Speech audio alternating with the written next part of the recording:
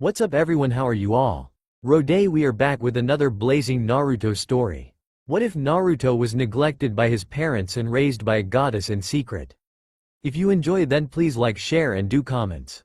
Why, mother, how could you? Broken, his world shattered before his very eyes by the person he trusted the most. A cruel reality laid before him on the date of his birth. A day of happiness, of joy, turned into a bloodbath by the figure that stood in the middle of it all. A cruel smile on her lips as she examined the blonde boy crying on his knees. His tears having no visible effect on the woman. His friends' shocked faces, dismembered limbs, and chunks of flesh were scattered around, blood everywhere as his tears intermingled with the pool he lay kneeled in. In the midst of all the carnage, of all the horror, was an untouched birthday cake, 6 candles perfectly lit as not a touch of crimson was spotted upon the frosting. Unlike the rest that was soaking the tablecloths, the woman was like beauty given physical form. Crimson red hair flowed like ethereal strands of silk down her back and ended just short of her ankles. Amethyst eyes of the purest shade gleamed in the light of the terror around her. Perfectly flawless skin just a touch pale glistened in the candlelight. The only imperfection to the picture of beauty was the blood-stained kimono, and the euphoric smile that marred the woman's face. Why indeed? It was like a mantra, a repeated phrase as the boy still tried to comprehend the scene before him. Why were all his friends mutilated in such gruesome ways? Why was his mother standing there, her clothing blood-stained as she simply smiled at him like she had been for the past 20 minutes? And why was she standing on the torso of his father? Why could he see his beloved father's legs just behind the table? Why were his eyes missing from their sockets? Why was she looking at him, her son, with all the love she could convey as she stood in a puddle of her husband's blood? Why would you do this? She laughed. It was the laugh he had always heard from her when he always tried to prank her, or steal from the cookie jar, or anything she found amusing. It was the laugh that he had associated with the kindest person in the world, the one person he could always trust, the person that he always went to when he was being bullied, and the person that would sing him to sleep when he cried in her arms. So what did she find so funny in all of the unholiness around her? Chains. Golden chains erupted from the ground and wrapped around his kneeling form. He put up no resistance when they tightened around him and kept him in that same kneeling position. She fixed him a look full of love and caring as he calmly took a step forward, and began to walk from one puddle of blood to the another puddle. The only difference being that she was, at the same time, stepping into a puddle of children's tears. The woman knelt in front of her crying child, her son, and gave the boy a smile, before she thrusted her hand through the boy's stomach. The boy cried out in pain as his mother grabbed something inside of him, and twisted her hand. A howl of agony escaped the boy's lips as his mother pulled back her hand. A golden orb of power was pulsating in her grasp. The golden chains slackened, and released the boy so that he may collapse and lay in the puddle of blood and tears around him. A gaping hole was in the place of his stomach as blood flowed out of it like a river, joining the rest of the sanguine liquid that was scattered everywhere on the stone floor. The boy's haunted and pain-filled eyes still leaked tears as his mother held the glowing orb in her blood-covered hand. A loving smile was still in place as her jewel-like eyes gazed into her child's sapphire-like ones. She walked over and knelt right next to her dying child, who gasped up a glob of blood that escaped his lips. "I always wanted a daughter, and then you were born. Can't say it wasn't worth it, you were always so adorable. I think I actually started to love you a little bit starting about 6 months ago." Her words were cruel as she moved her son's head onto her lap, not caring for any of the blood staining the area around her as she ignored her child's last breaths. It truly is a shame that Minato was fool enough to seal a demon into your gut. Protecting his village, I believe he called it. We'll protect him from the villagers, he told me. It really doesn't matter in the end, I mean. What kind of father seals a demon into a child's body? Much less his own infant that was just born? I did tell him that I would pluck his eyes out for that, and an Uzumaki always keeps their word. Her son's body was now starting to feel cold. Her eyes narrowed in anger at that simple fact, and then softened when she realized that the boy she was cradling was just that. A child. So she sent a pulse of her power into her weakling of a son to keep him alive just a tad bit longer. The mother smiled as she stroked the boy's blood-stained hair. The crimson liquid had now turned black due to exposure.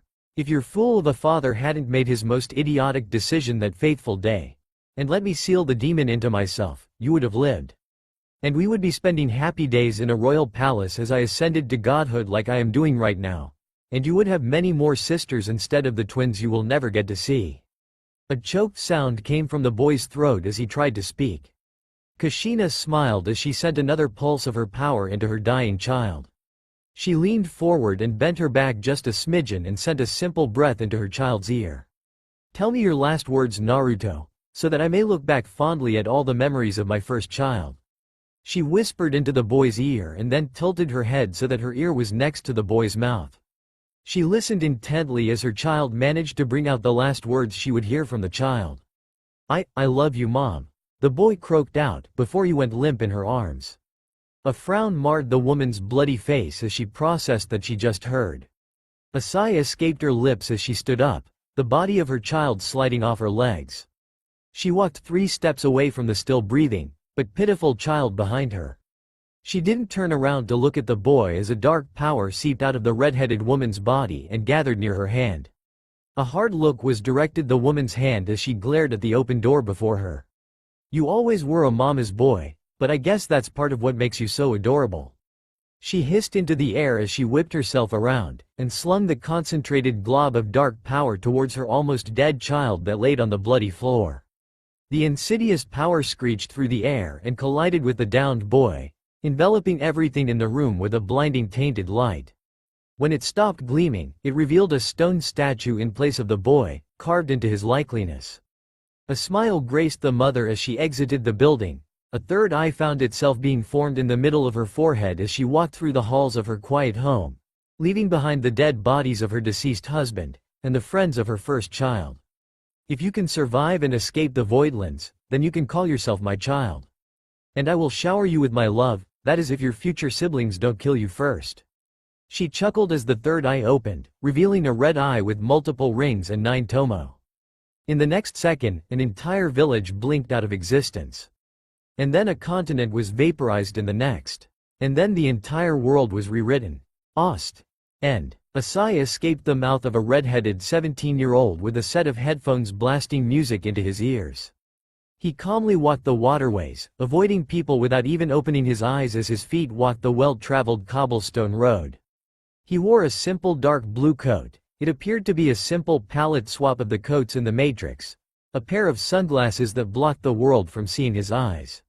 His leather boots sloshed through a puddle of cold water as he flexed his fingerless gloved hands, with the gloves themselves having a symbol of a circle surrounded by a ring of flames, a sun symbol. It was night. The stars were out on this chilly winter afternoon as the 17-year-old's breath became visible when it came into contact with the night air. The city lights lit up the walkways and showed the world the black color of the riverway. It appeared as if the water was just simply liquid darkness as it continued underneath a tunnel beneath a bridge. The young adult pulled a pin out of his pocket. It was a strange pin, black with white skull-like design. The almost man tossed it into the air, pulling in a deep breath as the pin flipped in the air. "Open up, your senses," and landed back into his open palm. And then his mind's eye opened, and he could hear everything. The man stood there for not but a few seconds, before he suddenly took off into another direction, heading into a seedy alleyway that needed to be cleaned up. He walked through the alleyway and took a left at the fork in the road, and came upon a sight of a group of 3 men accosting a single woman. Already knowing what they would say if he interrupted them and asked what they were doing, the man simply walked behind one of the men, and clobbered him in the back of the head. The indignant cry of pain drew the attention of all that were present. One of the 3 men sneered at the intruder as he conjured up a fireball to float above his open hand. "Do you want to get hurt, kid?" he demanded angrily as he glared right at the 17-year-old who hit his buddy in the back of the head. The same fella who still had yet to get back up. The boy was quiet for 3 seconds before he spoke up. The better question would be. He opened his eyes, and then his left eye glowed a ghostly blue and a wispy trail of that same color floated up from his eye. "Do you want to have a bad time?" Cliffs as high as the eye can see, with trees growing out of the rock and tilting upwards to better capture sunlight. That all he saw when he looked left and right. Eyes returning to the dirt road before him, he idly noted that there was a cave in front of him a good distance away. The man was of the height that belonged to the average 17-year-old. He wore an open long coat that was black and had red flame patterns at the bottom. His blue pants were held up by a black leather belt that had a sun symbol belt buckle. A red shirt with a red heart emblem was the only other thing that he wore on his torso. His long, spiky blonde hair was tied into a ponytail that trailed down his back and ended just below the middle of his spine. Resting on his neck was a set of headphones that were blasting a song called, "Give Me All Your Love." The man pulled his silver fingerless gloved hand, and cracked his knuckles, craning his neck as well as he looked at the large opening of the cave in the distance. Well, looks like that flower was right about this place. A monster nest. Or at the very least the home of that big-ass motherfucker that's been rampaging around. As if to answer the man's statement, a large, giant of a monster walked out of the cave and gave the air a good sniff. The monster itself was large, bipedal with two horns sprouting from its head, and a nozzle for a mouth. Black hair covered every bit of the towering hunk of power, with powerful muscles and four finger-clawed hands. It stretched out and gave a great big yawn. Oh look, it just woke up from nap time. Will daddy have to smack a bitch back to sleep, he wonders? Came the sarcastic voice of the man, whose sapphire blue eyes glared at the beast in question. The monster then farted and scratched its butt. Oh great, it's retarded too. Gee, what else is new concerning my job? Idiots day in and day out, the man muttered. Although it would seem that the beast's hypersensitive ears that looked like a donkey's picked up the sound of the jerkass's voice. It turned to look at the man in the distance, and its eyes turned red. Not crimson demon-slitted red, but its entire eye turned red and glowed that same color with rage. "Aw fuck, me and my big mouth," the man cursed as he settled into a fighting position. His fists in front of his face as he tensed his legs and bent them slightly. The beast then bared its chest, slammed its meaty fists against, and roared. And when it roars, everything in the vicinity knows that it should get the fuck out and dodge. Trees were uprooted, bushes shredded into the wind, rocks were thrown back, and the ground underneath the monster cracked from the sheer force of the might yell. The man grit his teeth and held up his arm in front of his face as he was blown back slowly by the powerful winds generated from the monster's roar. When the mighty yell ceased, the monster was on all fours. Steam was blowing out of the giant beast's nostrils. The monster then opened up its terrifying maw, and a light began to radiate from the back of its throat. "Oh, you have got to be fucking kidding me," the man muttered as he crossed his arms in front of his body, calling upon his magic in preparation. With a resounding boom, a powerful white laser speeded out of the monster's mouth and zoomed onwards towards the man's location. When the powerful expulsion of magic came into contact with the man, it split itself upon him, and blasted off into different directions, created nondescript carvings into the surrounding cliffside. Standing on one of those selfsame surrounding cliffs was a busty red-headed woman in a chainmail bikini armor. The only other pieces of armor she possessed were large sabotins with armoring that came up to her knee, think the light suit in Metroid Prime Echoes, and gauntlets that crawled up to her elbows. The woman's hair was of medium length, and spiked in multiple directions. The woman eyed the blast of light as it approached the man, with the man doing something to protect himself from that very same blast of pure energy. A man, let us see just what this man's fate is. Will he die to this beast, as nothing but a blot of blood upon the pure earth? Or will he prevail against this beast that gave me, a war goddess, a simple nick upon my undamaged skin? With eyes that looked exactly like that of an eagle, the women stared at the battle down below her. When the monstrous beast stopped its unrelenting wave of energy, it stood back on its legs. A grin on its face as it viewed the gouged-out earth that stood in the path of its assault. It was about to begin hunting game in the area, when the smoke cleared, and revealed a sight that would make the beast charge like a bull. Floating just slightly above the ground, with his arms crossed in front of his face, the man had not a scratch upon his figure as he was protected by a flaming aura of protection. When the man released his technique, the crackle pop barrier, his feet met the ground and his gaze settled onto the rushing beast. The man simply put one hand in his feet, shifted his body so that his right side was facing the charging bowl, which still had a lot of distance to cover, and raised a hand that glowed white towards the rushing beast. "Superfine beam!" the man shouted, and like magic, a continuous stream of gray bursts of energy rushed from his hand outwards towards the speeding monster. Although it really didn't seem to do anything, as the arrows of energy just impacted with the beast's strong hide, and faded away from existence after that. The man's hand that was in his pocket retreated from the warm confines of the pocket, and he did a swiping motion with his index finger, all the while keeping up the superfine beam's onslaught. Suddenly, barbed wire erupted from nowhere and put itself in front of the path of the charging monster. However, the monster just barreled on through the Love Me tether. The monster had now reached the halfway marker, and had already barreled through 6 more of the Love Me tethers that the man had created by doing 6 more swipes with his index finger. The man's efforts were only making the bull expel more effort into charging towards him. A smirk graced his features as he realized that he was essentially annoying the bull-like monster. Focusing his eyes onto the charging monster, the man cast yet another spell as he continued to make swiping motions with his index finger, as well as keeping up the stream of shots from the superfine beam. A stream of light seemed to shine down from the heavens and become spotlight for the monster. This in reality was just another spell that the man had begun to use.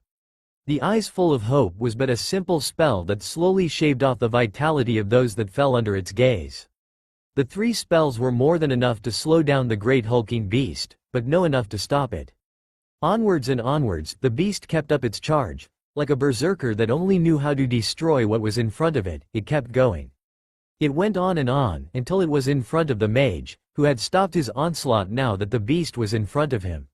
With a great roar, the beast stood on its hind legs, interlocked its meaty hands, and slammed them down to the smirking mage before it. To put it simply, the beast was the size of a 4-story house, and its mighty arms reached down to its hooved knees. The man simply put the hand he used to cast the Love Me tethers back into his pocket, and gathered magic around his hand that had kept up the stream of superfine beams. A lance-like construct of energy materialized around the man's hand, and he suddenly speeded forward, in between the monster's legs and cutting past the beast's ankles, with a cry of, "Go to hell." It was a simple spell that propelled someone forward at high speeds. And it was fast enough to avoid the hulking monster's meaty sledgehammer of an attack, which created a crater from the sheer force behind the attack. The man was behind the monster with a smirk on his face as he noticed that the spot he sped past had actually bled. He had managed to cut through the monster's incredibly tough hide, and that pleased the man if only for the simple fact that he managed to make his opponent bleed first blood. "Ha, first round goes to me, ya giant ha." Thwack. It was so sudden, he could barely track the movement of the monster's arm. It was just so fast.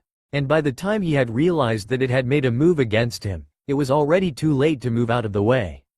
The beast had turned around with great haste, and slammed its arm in an ascending motion, and sent the man flying into the air. It was fast, and it was hard. Too late the man realized. He wasn't fighting a mighty glacier, but a lightning bruiser. The man was high above in the air. He realized his situation in 1 second, and with great pain racking his body, he turned his gaze towards the monster on the ground. The next second, it was just there. Right in front of him. In the air. With both of its hands intertwined together, as if using them like a sledgehammer.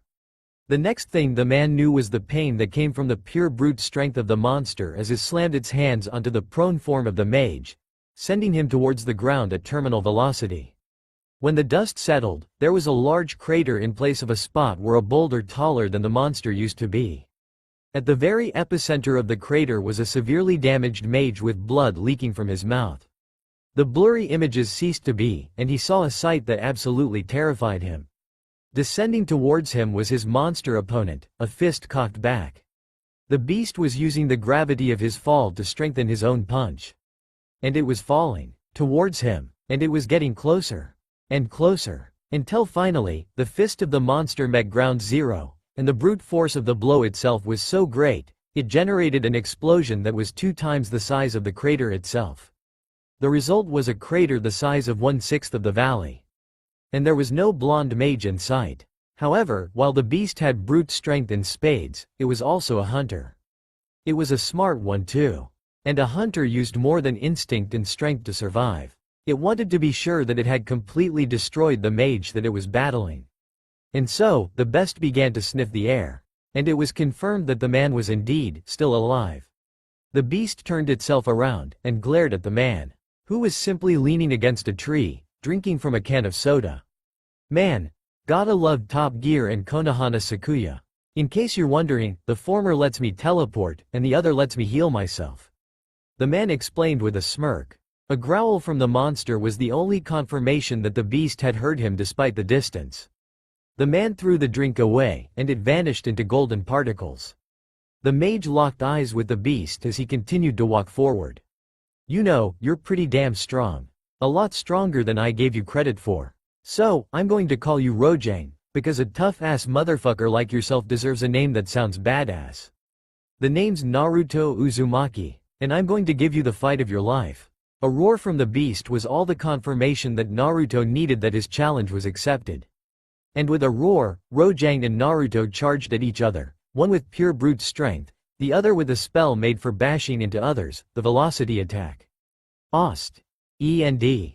In Fiore's capital of Crocus, a veritable center of culture and entertainment, a city of magic and wonder that has stood against the test of time again and again, there exists one particular shop. A shop of wonder, a shop whose patrons always leave with knowledge upon their shoulders. A shop where they know they will always be welcomed, be accepted. It was a haven for the lost and confused, a place to set them on the right path. It was a coffee shop. And it had some damn good coffee.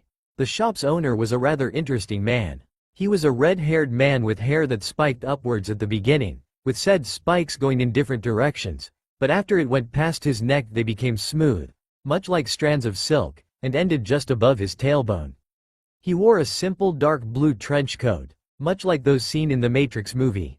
Shades that protected his eyes from the sunlight of the world, black leather boots, a black vest on top of black dress shirt, black leather pants, and a ring designed like a snake eating its own tail on the index finger of his right hand. And to finish off the picture, he had a set of headphones around his neck. This was Mr. Uzu, a man that was well liked by everyone in the capital. For his likable personality and of how he helps any person he can, especially those with problems against other people. Simply talking to him made some people's problems vanish like that. The infamous case of the quarreling couple is still remembered to this day. Outside of the simple coffee shop was an outside patio on the cobblestone streets. It was simply a few square tables and comfy chairs outside the door really. The inside was simply a counter near the front door, in a circular area with a marble flooring, with the menu behind the counter attached to the ceiling.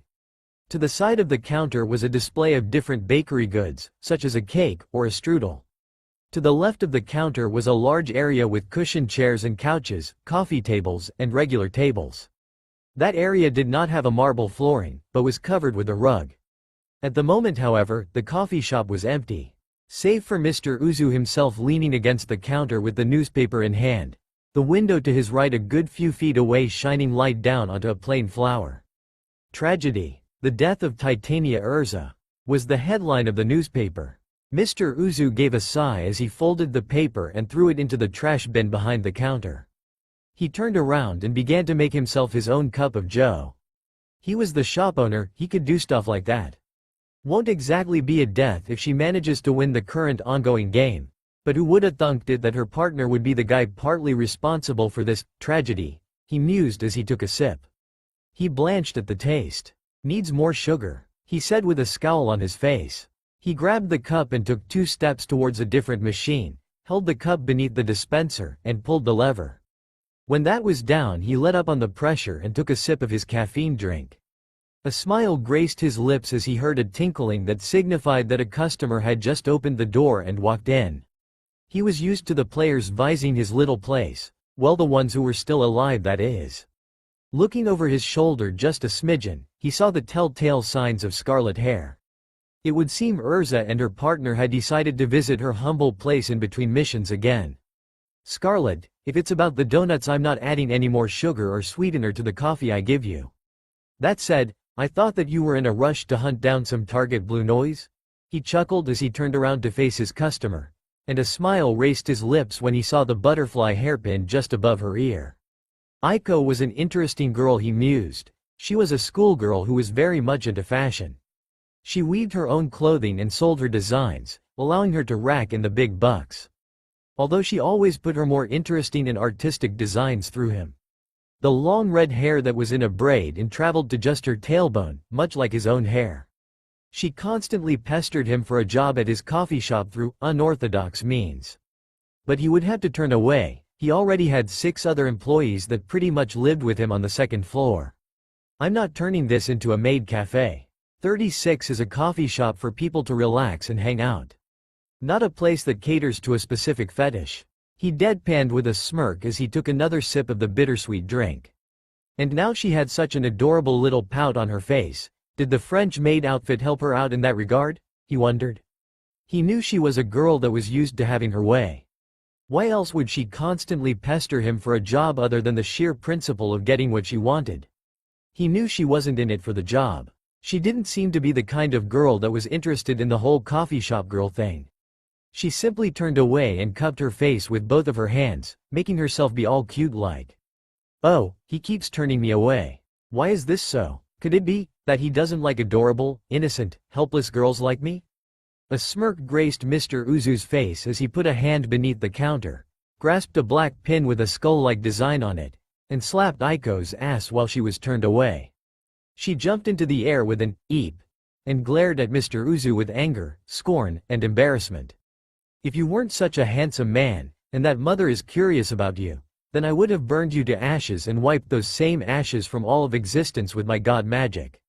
Mr. Uzu almost raised a questioning eyebrow at her. He had experience with using the player pin to read people's minds. He always found Aiko to be a mystery.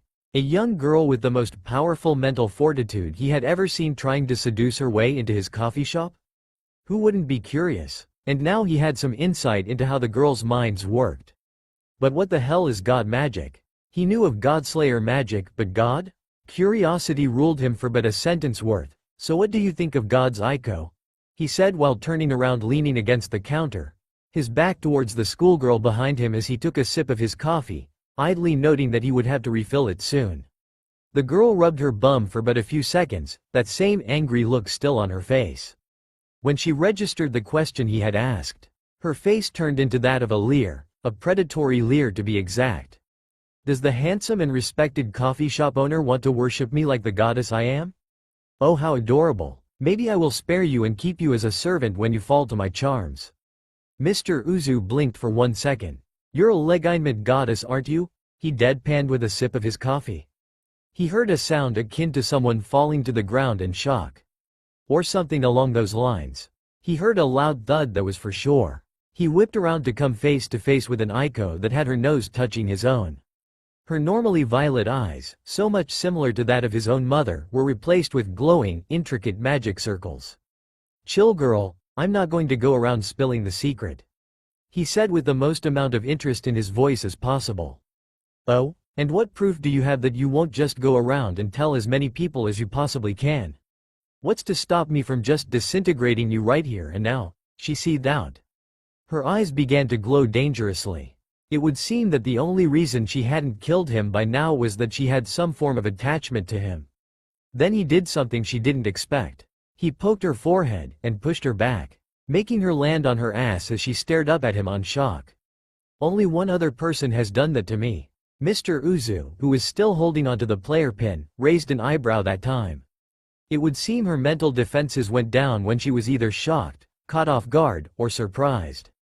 With a shrug he began to refill his coffee, not saying anything to the goddess in a maid outfit. When his cup was refilled he turned back around, took a sip, and looked the girl in the eye. Women are troublesome. The goddess's eye twitched once, twice, and thrice before she stood back up, and snapped her fingers. Mr. Uzu sensed a surge of magic around the girl before she was enveloped in a blinding light.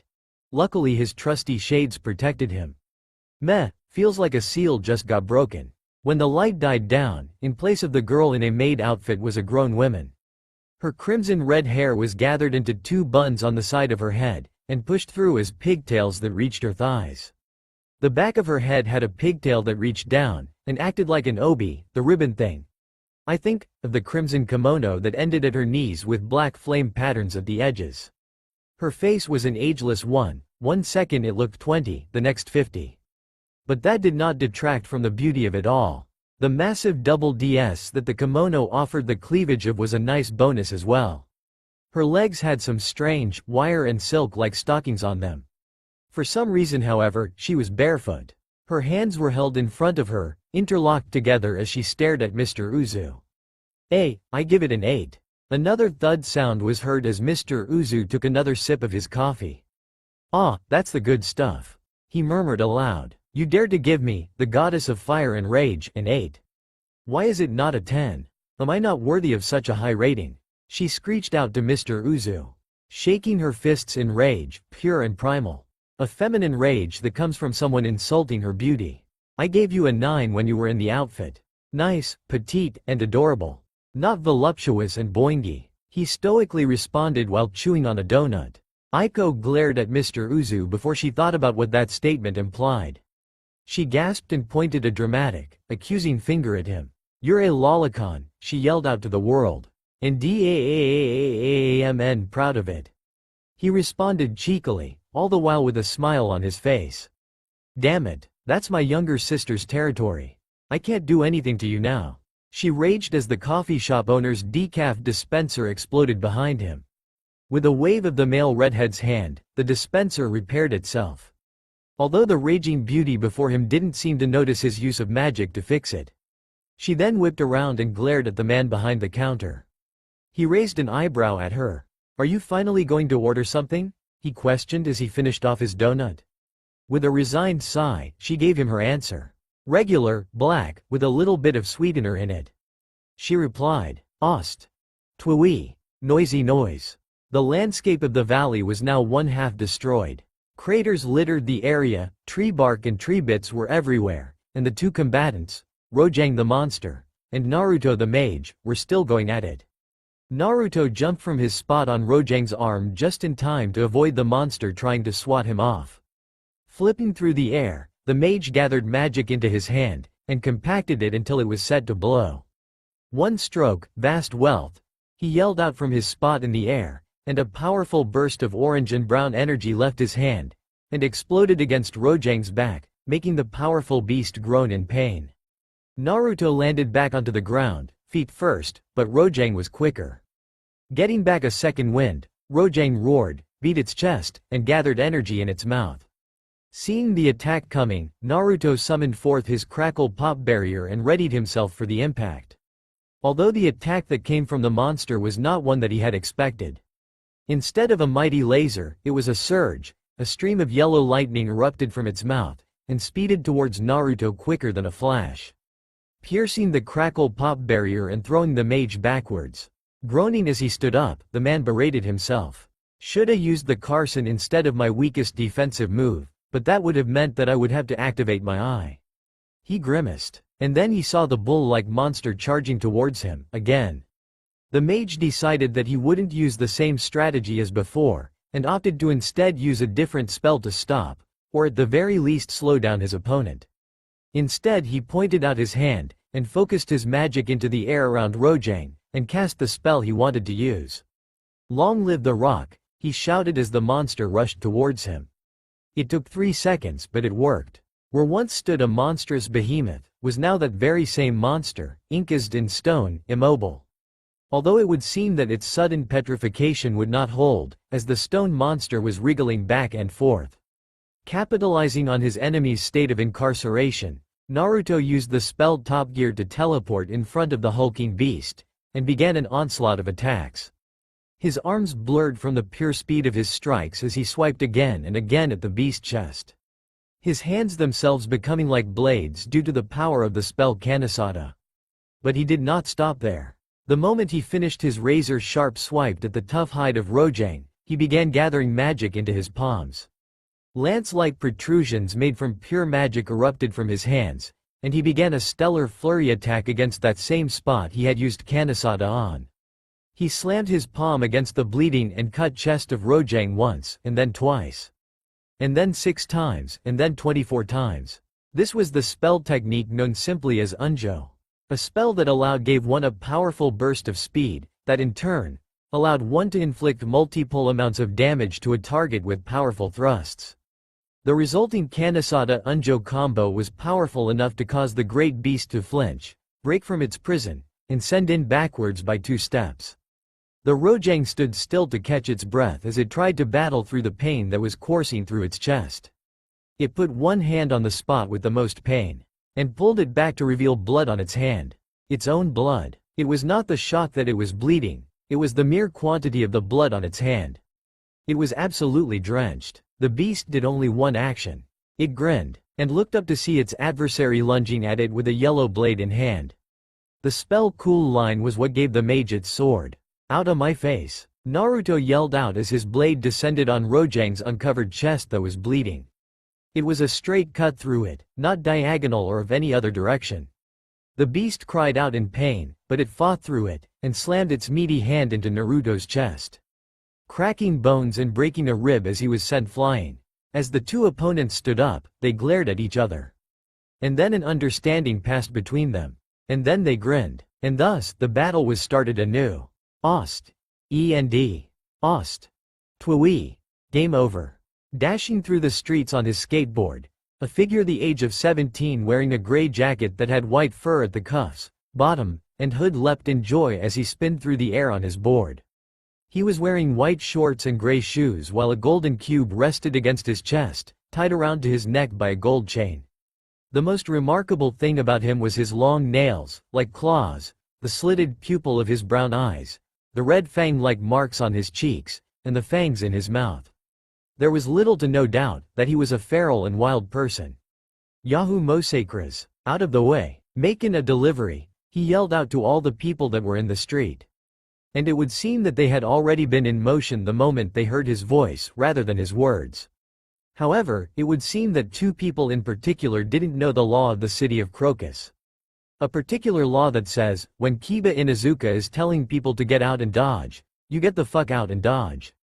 Both women oddly had the very same red fang-like markings on their cheeks that Kiba did, but made no move to get out of the way. So, the skateboarder that was clutching a white package in his hand simply jumped over them. Grabbing his skateboard with his free hand, and using a small application of magic, the Inuzuka soared above the two of them, not even bothering to see just who was new in town to not know the law of the street. But while he didn't see them, they did. And both of their eyes widened in shock. Both said nothing as they watched the wild boy speed down the street and turn a corner at 120 degrees, all the while going at 60 miles per hour. The woman who looked to be in her 20s blinked owlishly as she continued to stare at the street the boy turned at. "Mom, was that really?" she asked. Her voice filled with uncertainty. The older woman, and by far the most feral-looking one to ever exist, simply shook her head. It wasn't him, pup, while at the same time it was pretty damn confusing if you ask me. The younger of the two, and the now named daughter of the feral-looking woman, looked to her companion. "But he looked so much like him, so why did he smell like cats?" she asked. The older one shook her head again. "Like I said, it's him. But at the same time it ain't him. I think it might be a good idea to hang out here for a while, and see if this one is as idiotic as ours was." And like that, the two women blended back into the crowd, away from prying eyes. Meanwhile, in another spot in Crocus, specifically in a quaint little poetry bar. Well, it was really a place for people to go up on stage before a cafe crowd and sing something. It was a place that was located at the northeast end of Crocus, more specifically, across from a shop that catered to gothic Lolita clothing. The group on stage went by the name 777. A group that had only recently made an appearance. It was a three-man group of 18-year-olds, led by a guy named Uchiha Sasuke, aka Player Extraordinaire. He was the singer. Dressed in an open black dress shirt and a dark blue t-shirt beneath, dark blue pants, black shoes, and wearing a silver skull necklace, he was immensely popular with the ladies, despite his track record of broken hearts. The second member was a guy by the name of Shikamaru Nara. An incredibly lazy, but smart shadow mage. He was the one on guitar, bass. It was hard to tell considering it was a magic instrument that changed its sound according to the user's wishes. Kinda took out all the skill involved with playing an instrument, maybe that's why he played it. There really wasn't much to the guy. Black eyes and hair tied into a ponytail style.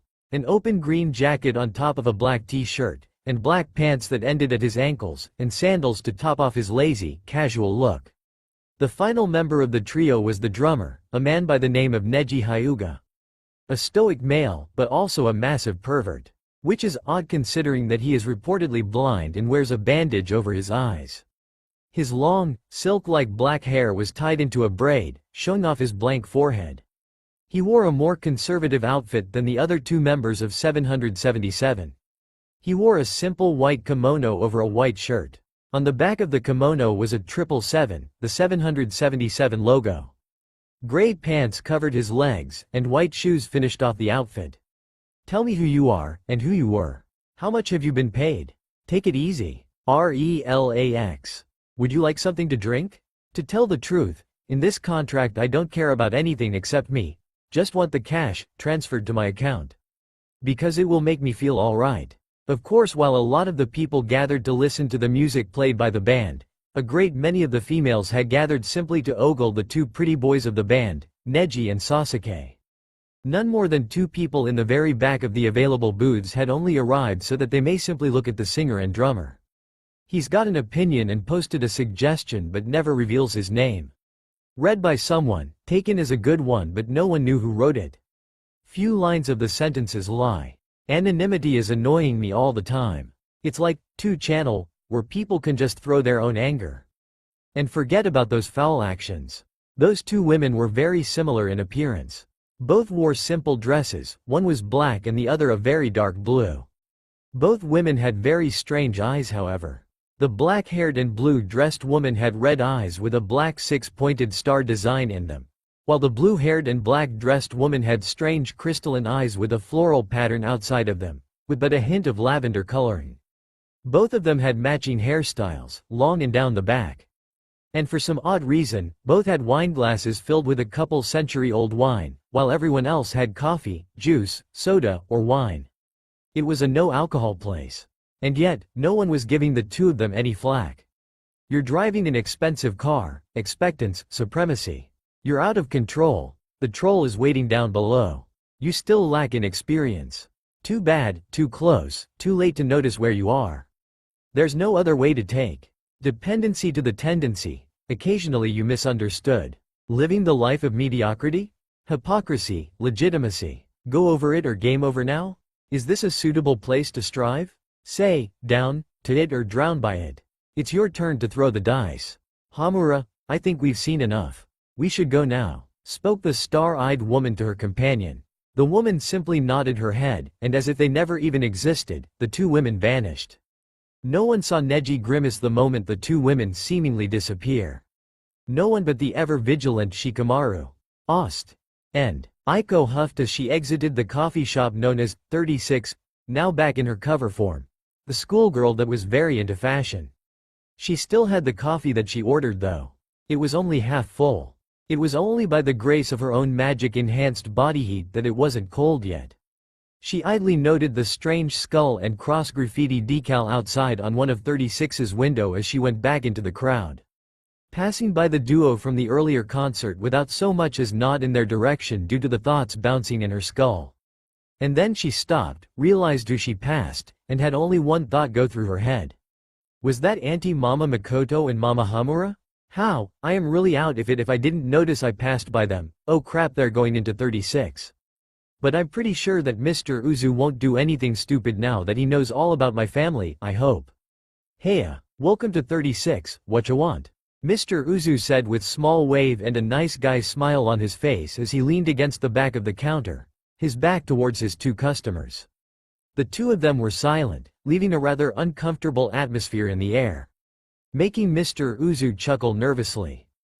Is there something on my face, miss? He left the question hanging on the end. It was the crimson and star-eyed lady who spoke up. It's nothing, we just thought that you were someone else for a second. And it's Makoto. Makoto Ostasuki. She then pointed to the woman next to her, who was still staring at Mr. Uzu. And this is my friend, Hamura Ostasuki. She said with a bit of uncertainty at the friend word. You two sisters? Something like that, she quipped. She was obviously not in the talking mood, nor was her partner apparently. He refrained from using the player pin to scan their minds. He had already invaded the privacy of one person already, and he didn't feel like doing the same to two other people, at least not today. You two ordering for here or to go? To go, was the curt reply from Hamura, the woman with the freaky eyes that seemed to be holding back a lot of power. Makoto then ordered for the two of them, seeing as Hamura wasn't going to say anything. Just the regular Whirlpool special. Apparently Makoto had heard great things about it from their daughter, and then the two left just as swiftly as they came. Hey idiot, you do realize they left without paying, right? Flowey, I am many things. But I am not stupid enough to ask a goddess, much less to pay up for something that they can just conjure up. That's just rude and suicidal when one of the goddesses is East. Aren't you just glad that that meatbag with milk whoppers told you pretty much everything? Mr. Uzu whipped around to face the potted plant that sat in his window. Flowey the flower was more of a partner and acquaintance than a friend. He could look all cheerful and nice one second, and become the most evil and cold-hearted monster the second. But damn if he wasn't good at being an informant and gathering information. Really, the only reason he stuck around Mr. Uzu and his fellow employees was because interesting stuff happened around them. Then again, maybe the small shred of compassion that the monster had gained from encountering the most evil and fear-inspiring being ever had something to play into it. You mean from the fact that Naruto's mother is the head of this world's pantheon of gods, that she had 3 wives, and that all of her children are gods that embody different aspects of the world in their true forms? From the god that cursed Zareth, to the one that gave magic to all humans in place of chakra? Yep, although wouldn't that Kushina bitch be your mother too, considering your special condition? Flowey said with a lowered brow and a cheeky grin. I refuse to see how a megalomaniac can be my mother. Besides, aren't you a god yourself with those 6 human souls you have under your belt? The plant shrugged as it basked in the sunlight. Meh, I got godlike power, but really, being a reality warper doesn't make me a god. Give me the souls of 1 million monsters and 7 more human souls, and then I would be a god. And you would be dead. As would be everyone else. Mr. Uzu blinked at Flowey's admission. 1 million? That seems a bit much, doesn't it? Hey, I'm not the one who made the rules. And it can't be weak monsters either. It has to be something like Rojang. Rojang? I forgot that idiots like you that have actual jobs and don't just look at a fellow destruction lover getting the shit kicked out of them. Do I even want to know? Flowey's smile suddenly became very monstrous and evil as he leered at Mr. Uzu. You'll see when Naruto gets back, and he better have that hairy idiot's soul when he gets back. Mr. Uzu simply fixed the evil flower with a look before he shrugged. Whatever Flowey, I'm going to bed and closing up shop. It's been a slow day and I don't think anyone else is going to stop by. If you want your water, it's over by the counter. That seemed to make Flowey happy. Yeah nigga, give me dad drank, he singed out. Mr. Uzu only looked back with a stare before he went upstairs to sleep. From dawn till dusk Naruto fought against Rojang, a monster that he named upon seeing the prowess of the behemoth. It was a brutal fight that ruined the valley that Rojang called its hunting ground. Of course at the end of it both combatants, monster and mage, were both too tired to actually finish off the job. So they came to a mutual agreement to fight another day. Rojang was surprisingly an intelligent monster, capable of somewhat complex thought, but couldn't communicate it. Its vocal cords were built through years of evolution to be used to install fear, announce its presence, and roar out challenges. Naruto simply dragged himself out of the valley through the night, and made his way towards the nearest town with a train station. All without sleep. Nothing a few healing spells couldn't fix, it just wasn't healthy.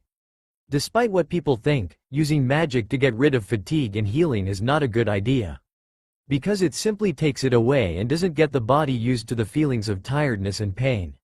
So upon arriving at a nondescript town that he really couldn't bother learning the name of, Naruto walked the cobblestone roads to the train station, and was about to try and sleep in his compartment when he took stock of the person that was sitting across from him. Why hello there, my little Naru-chan, came the mirthful voice of Kushina Uzumaki, sitting cross-legged with 2 crimson blonde twins by her sides. She had changed since he last saw her, but not in any way he had expected. Naruto stared at her. Not one sound made it out of his mouth as he stared at her. Or more specifically, the Rinnegan eyes on her open palms, the horns that were jutting out of her head, the floral pattern eyes that had taken the place of her violet ones, and the crimson, ringed, and tomo-patterned eye on her forehead. Her clothing was incredibly different from what he remembered as well. She wore a transitional high-collared princess kimono that was adorned with intricate gold and purple lines with tomo running down the center and edges of the gown. Her crimson hair had changed. It now had silver intermingled into the ethereal silk like strands of dead skin cells. Let's have a little talk, son. But first, say hello to your little sisters like a good boy, would you?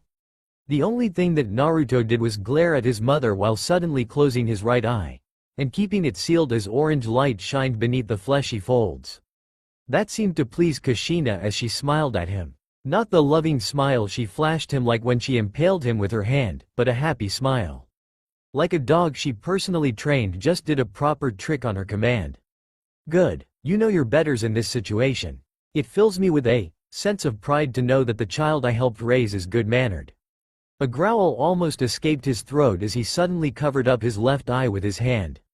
A snarl formed on his lips, but never made itself manifest. What do you want, mother? He spat out with venom. There was a particularly toxic dosage when he said, mother. Kushina frowned, then glowered at her son. The twins at her sides tensed as they looked fearfully at their mother. Is that any way to address the woman who birthed you into the world after so long since I last saw you? She questioned with a cold, steely voice. And like that, the entire temperature of the room dropped and a suffocating aura replaced the air in the compartment. Naruto fell out of his seat, unable to stand up to, much less sit in the compartment underneath the crushing pressure that his goddess of a mother was permuting. He began to gasp for air and struggled to breath. Say it, she hissed at him. Beg for forgiveness, you petulant child. Naruto tried to struggle to his knees underneath the overwhelming pressure. And slowly he did. He glared into his mother's eyes. He gasped out, I will never beg anything from you. He choked out while never breaking eye contact with the goddess before him. Kushina laughed at him, a laugh of amusement. So defiant, just like your father when I was bisected him. She stated while Naruto fell back down to the ground. The twins to her sides looked at the eldest child of Kushina with pity for being on the receiving end of their mother's hair-trigger temper. But I guess that's part of what made me love you when you were a child. I do so hate it when people immediately bow to me. It gets so stale after a while. So to see someone openly defy me, especially my own flesh and blood, it makes me proud. And like that the pressure ceased. Naruto crawled back to his knees and puked out his guts, earning looks of pure disgust from the three females present. Kushina then snapped her fingers, her third eye glowed, and the entire train compartment changed. Naruto suddenly found himself sitting in an incredibly comfy chair that was the color of gold, while sitting across from him were his mother and sisters. But the entire compartment had changed entirely. Gone was the train compartment with just legroom and a window. They were now in a giant room that was plated gold. The chairs and couch that the room's occupants were sitting on were on top of a rug with the Uzumaki swirl taking up a majority of the center. And in between Naruto and his other family members was a glass coffee table, with the handle parts seemingly made out of diamond. Now then, I believe that we have some things to talk about. Like how you escaped from the Voidlands when I was trying for hundreds of years to pull you out of it. Kushina spoke with authority as she folded her hands and crisscrossed her legs. And like that, she had Naruto's full attention. Kat, a graffiti artist that branched out into numerous media. From videos, to street art, to clothing design, and etc. Known, loved, and famous to all, Kat was a massive hit with its live life to its fullest appeal. But Kat was anonymous. There was no real face to Kat. There was just the stuff that Kat did, and that was all people could pin to Kat. As such, people didn't know that Kat was in actuality a group of people that got together to do their thing. Mr. Uzu, the base cover. Nara Shikamaru, the planner. Uchiha Sasuke, the advertiser. Kiba Inuzuka, the supplier. Neji Hyuga, the drawer. Naruto Uzumaki, the inspiration. Flowey, the eyes and ears. And finally, Kiba's cat. The unofficial mascot that isn't really publicly known but is rather the source of the name. These 7, 8 people make up Cat. And their unofficial meeting place, unofficial because they didn't tell anyone about it, was the coffee shop known as 36. Read as 36 and not 36. These 6 humans and 1 plant gathered together because of one thing. They could all see the UG, which stood for the underground.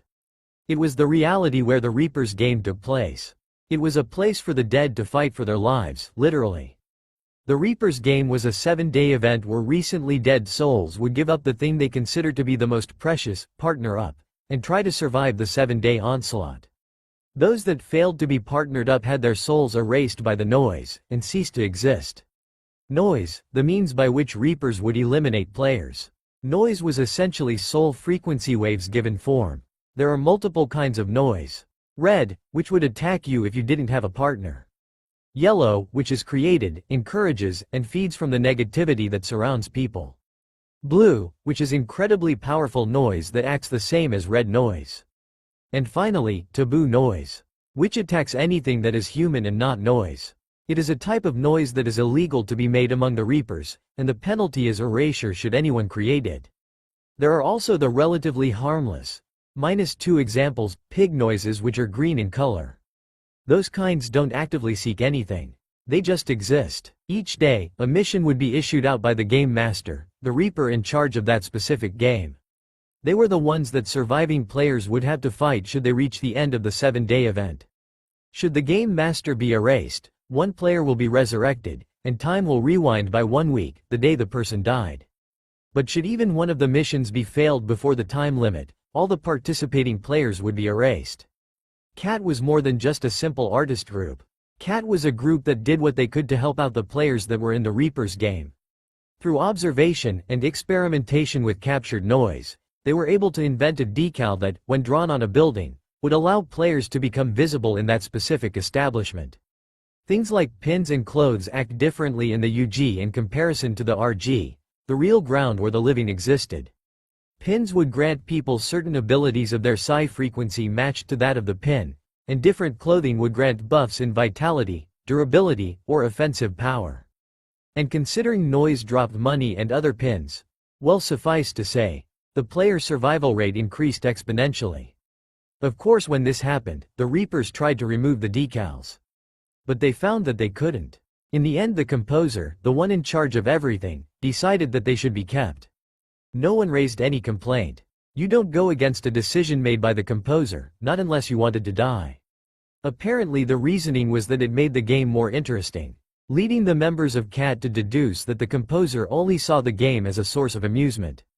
This in turn led to CAT's second goal, hijacking the game and disassembling it.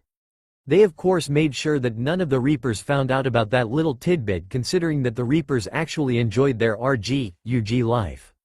As such, CAT's base of operations was based in Crocus, the place where the composer was known to appear the most.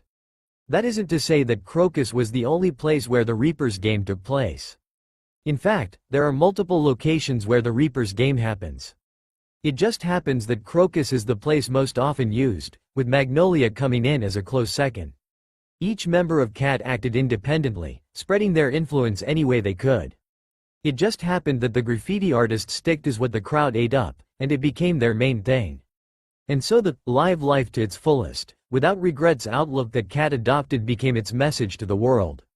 However, each Sunday morning, every member of CAT met up at the 36 coffee shop to discuss anything relevant to their plans. And one such meeting was taking place right now. Mr. Uzu sat down on his couch, nibbling on a toasted bagel, in the part of his coffee shop that he liked to call the relaxation area, that just happens to be very much like a cafe. In a somewhat circle sat every member of CAT, minus Uzumaki. Sitting on the same couch as him, petting a bobcat that was in his lap, was the delivery man, Kiba Inuzuka, a cat lover and resident hater of all things dog. On a couch across from the two of them were the members of 777. Sasuke Uchiha, the advertiser, sat relaxed, leaning back with his feet up on a cushion stand as he had his trademark smirk on his face, a cup of coffee in the hand that wasn't leaning on the armrest. Shikamaru Nara, the strategist, took up the rest of the brown couch, lying down while leaning on the other end's armrest, tuning his magic guitar with a bored expression on his face. By the window of their little area hidden behind a bookshelf was Flowey the flower, the eyes and ears, as he sunbathed in his pot, a cruel and evil smile on his face as he giggled about something. Neji Hyuga, the drawer, sat by the same window on an incredibly comfy chair, drawing a picture with his blue pen. A calm smile on his face as blood leaked from his nose. Mr. Uzu then cleared his throat, but didn't stand up, signifying that the meeting was about to start.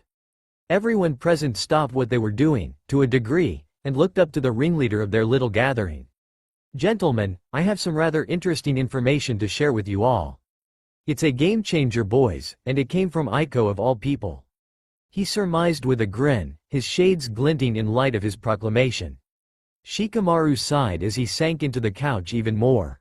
This is going to be something incredibly troublesome that will make me have to rethink all of our contingency plans, isn't it? Well, he did say it was a game changer, you idiot. I like to think that means at least something will change from all this monotony. Or is that too complex for your feeble human to comprehend? Spoke the Resident Evil flower in a snide tone. Neji frowned at the flower. Flowey, we don't need that kind of attitude here. Just go back to sunbathing. He spoke calmly. Of course the flower just looked at the Hyuga with a raised eyebrow and a blank face. Fine, I already know what you morons are going to discuss, so I'll just go back to doing what I like to do. He responded with a glare. Sucking the world dry? Piped in Sasuke. Devouring the souls of innocents? Added Kiba. Being an ass? Finished Shikamaru. Flowey's smile turned demonic as his eyes became black beady dots. Maybe I won't spare all of you when I obtain god status. Mr. Uzu waved him off. You love us too much to do that. Kill us? Nope. But hold our souls hostage? A definite yes. He jibbed with a smile. He did enjoy these meetings. Then again, the bickering was normally everyone against Flowey. Flowey flashed his signature monster smile. Just get this over with so that I can be in peace. I have some idiots I need to track down later. And like that, all the attention was focused back on Mr. Uzu. Leaning back into his couch, a smirk graced his features as he pulled a donut from his equip space. Tell me guys, what do you know about Fiores and by extension the whole world's pantheon of gods, or rather goddesses? Each goddess is one of my daughters. And each and every one of them is bound to an aspect, or element of the mortal world. Embodying that trait in their true guise. The world has been this way since I reclaimed by full power, and gained even more. Kushina spoke as she drank from a cup of tea. Naruto stared at her with a neutral expression. His left ankle was lying on his knee, the way a man crossed his legs. His right eye was glowing a bright orange color as orange wisps floated upwards from it. Behind him floated three monstrous skulls that were curved, had mandibles, and had a void in place of their eye sockets with orange eyes. These were his Gaster blasters, and they were poised to strike at a moment's notice. He passed a glance to the twins that sat at his mother's side. They both wore matching dresses that hugged their bodies. Both were in the color of white, and had 9 magatama around the neck area, circling it. Their fingers were manicured a deep shade of red. And their eyes were purple and ringed, with Tomo swirling and circling on the reins.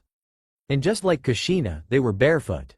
Kushina took one look at his bored expression and snapped her manicured and claw-like fingers. The door of the ridiculously large train compartment opened and in walked 2 maids wearing red and white kitsune masks. They were balancing trays of tea on their palms as one walked over to Naruto and kneeled down beside him, offering him a cup of steaming tea. A maid performed the same for Kushina and the twins. Casting a scrutinizing glare at the tea, he relented and took it from the tray. Their jobs done, the kitsune-masked maids took their leave after bowing to the room's occupants. Taking a sip of his tea, he noticed that it tasted the same as the tea that his mother would pour for him when he was still a kid. He sent a raised eyebrow at the woman across from him as she closed her eyes, but not the third eye or the eyes on her palms. He then took a deep breath and thought over his current situation and his feelings to his mother in general. To put it mildly, he was confused. What did she want? Why did she want to ascend to godhood? Why was she seeing him now when if she was a god she could have visited him any time she wanted? What did she mean she tried for hundreds of years to pull him out of the voidlands? Just how did she get so many damn children? Did she even love him like she claimed when he was dying in a pool of his own blood? Did he even love her after his birthday bash? Should he even care? Did he even miss her like that aching feeling in his chest told him, or did he just long for the woman she used to be? Shaking these thoughts from his head, he cleared his mind and set him priorities. Right now he needed information. First he needed to know how she found him, and if she always knew where he was. He needed to know what her plans were for him, because that's the only thing that could have caused her to pay a personal visit to him. And lastly he needed to know how he could wiggle himself out of this mess he unknowing walked into. Before he could say anything, she spoke up. I have only seen those used against me by one other being.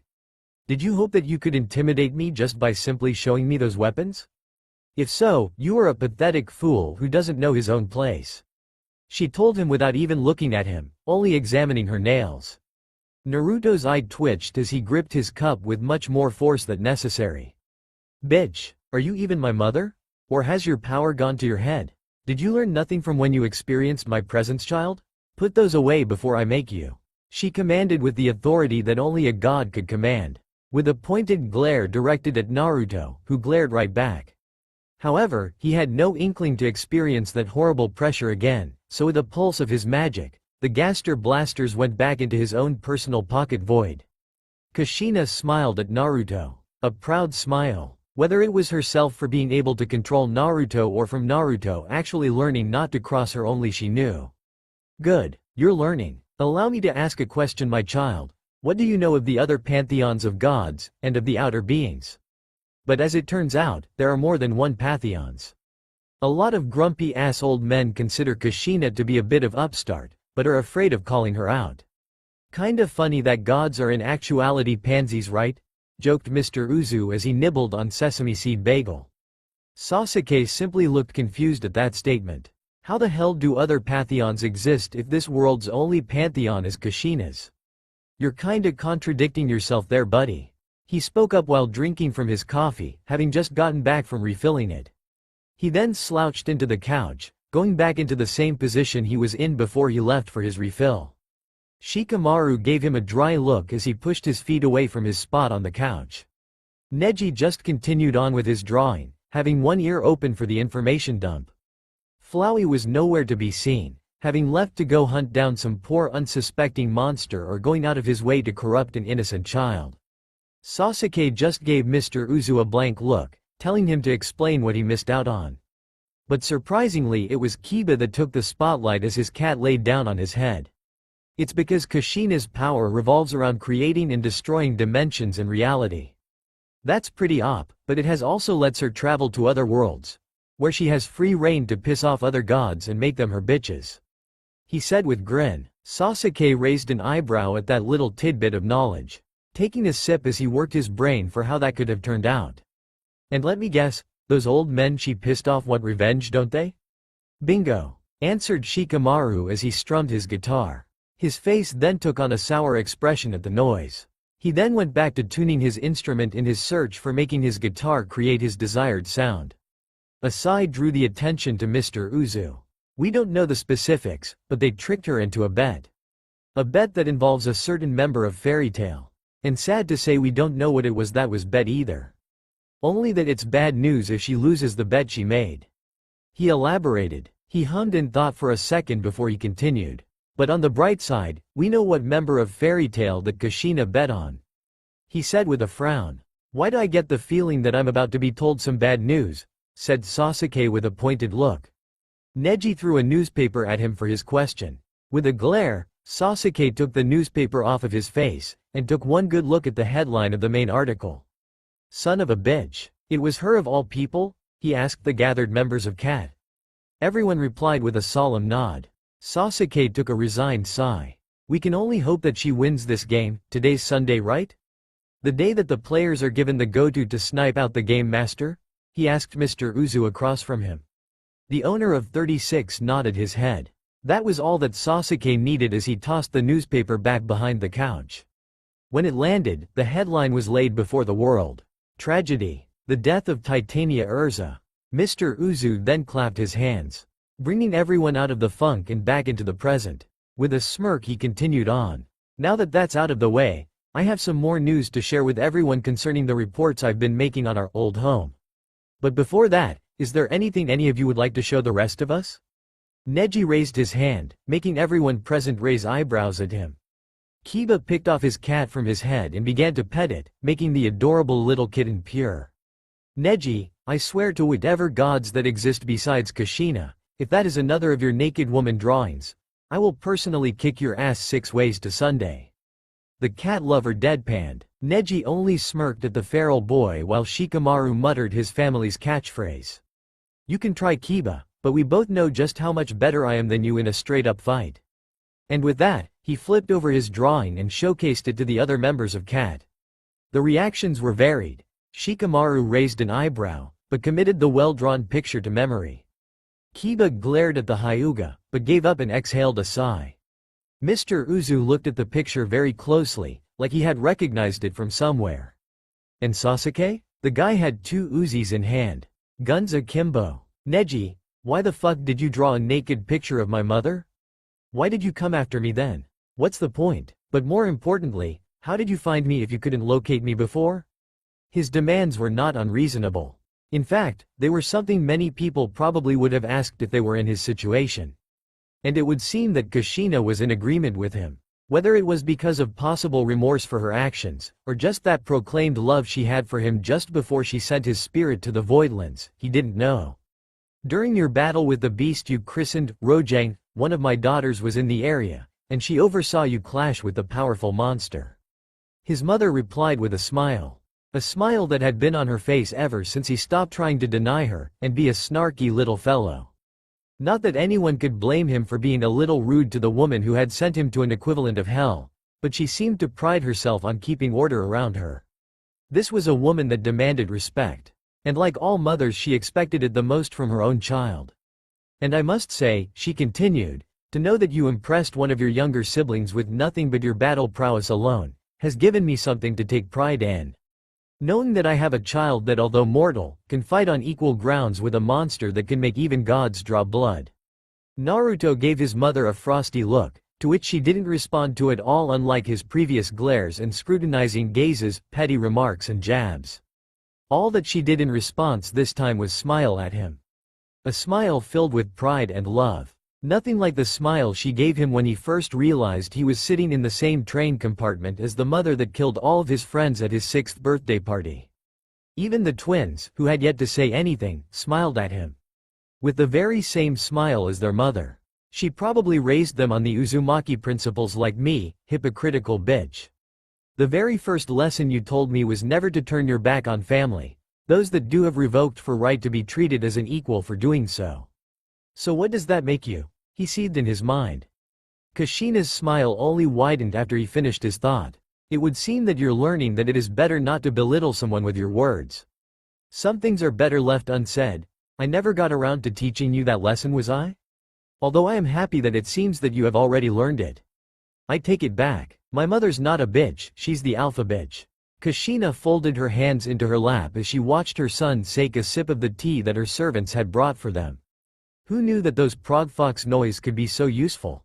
With a smile, she continued on with speaking. The reason I have come after you, well, can't a mother check in on her own child?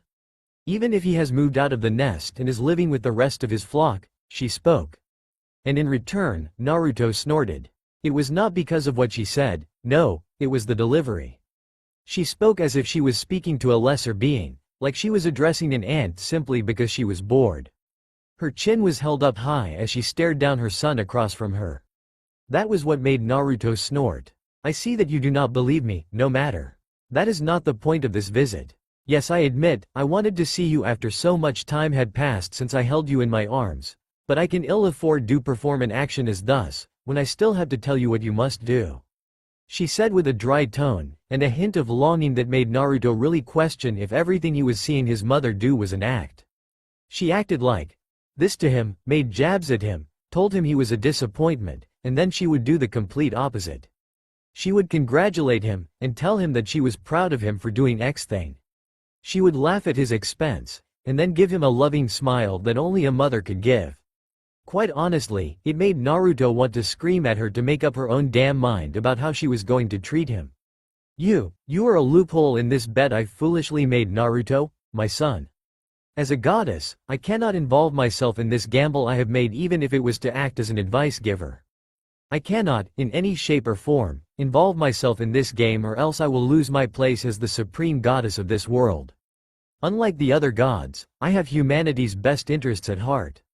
They are not like me. They view humanity as nothing but playthings to do with as they want. To them, women are nothing but toys to have their way with. Children are not but ants that should stay in line, lest they be stepped on. And regular everyday people are nothing but sacrifices that should feel privileged to be killed in their name. The same applies to them, however.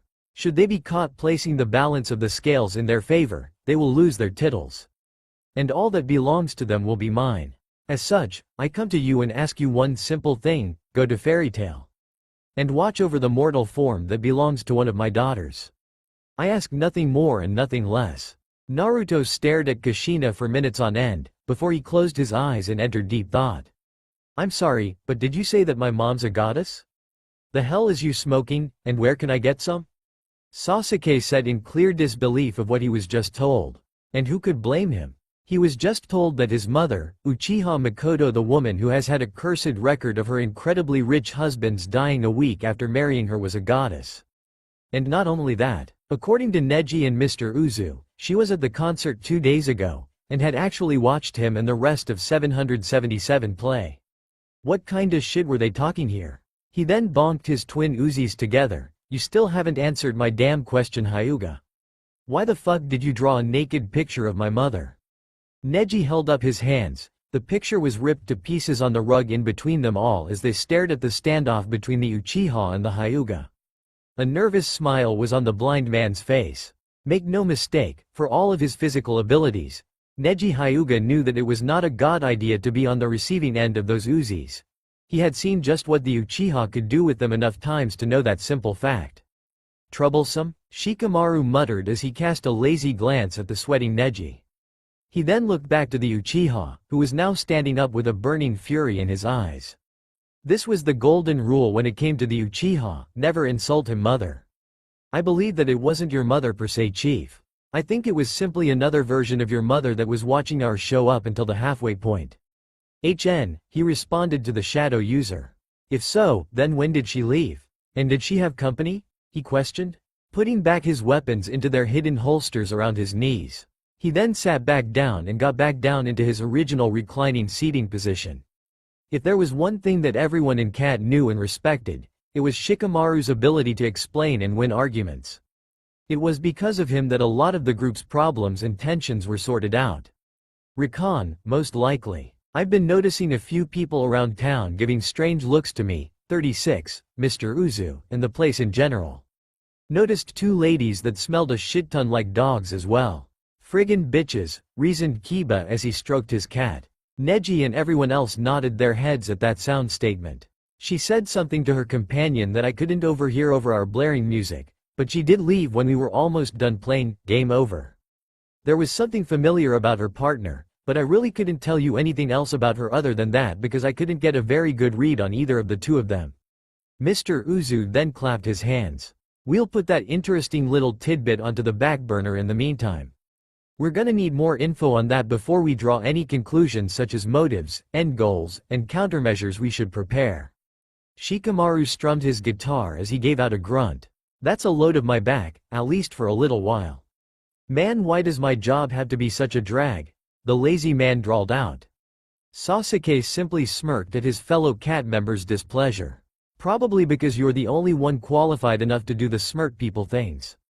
That and you're the biggest lazy ass I've ever seen, chimed in Kiba with a smirk as he snuggled his face up against his cat's. You're also always shirking off of band practice, added Neji while he reclined back into his couch chair. And you constantly freeload at my place, chirped Mr. Uzu with a smile and muffin in hand. Meow. The cat meowed. Fuck all of you. The guitarist deadpanned with a glare directed at all that were present. Yes, even the cat. To which, they all replied with a silent smirk. Have I ever told any of you how much hate I have that is directed towards all of your existences? No? Well, I fucking hate all of you. He continued with a smirk of his own, while drawing out a string of notes from his guitar that sounded incredibly sad, yet bored at the same time. Chuckling, Mr. Uzu clapped his hands again. Well, now that we have heard Shikamaru's confession of hatred, that burns with 1,000 Foreman grills.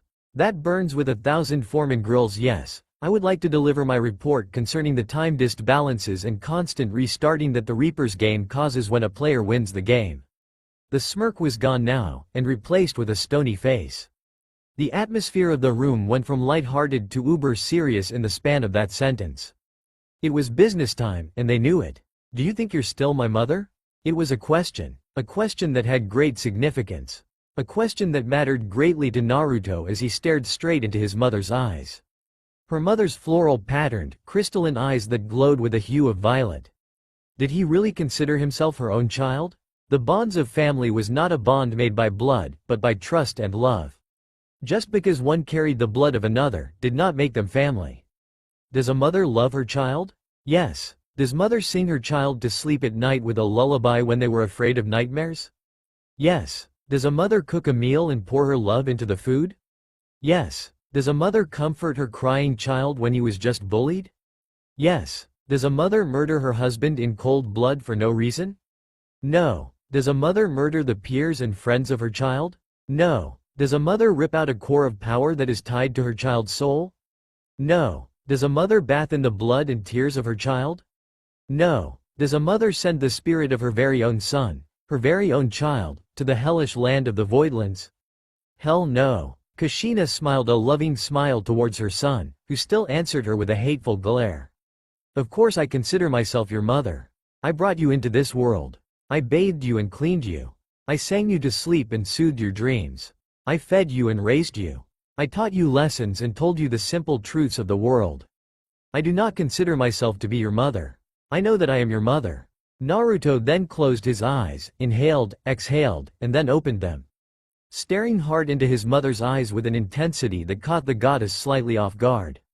He then folded his arms and crossed his legs.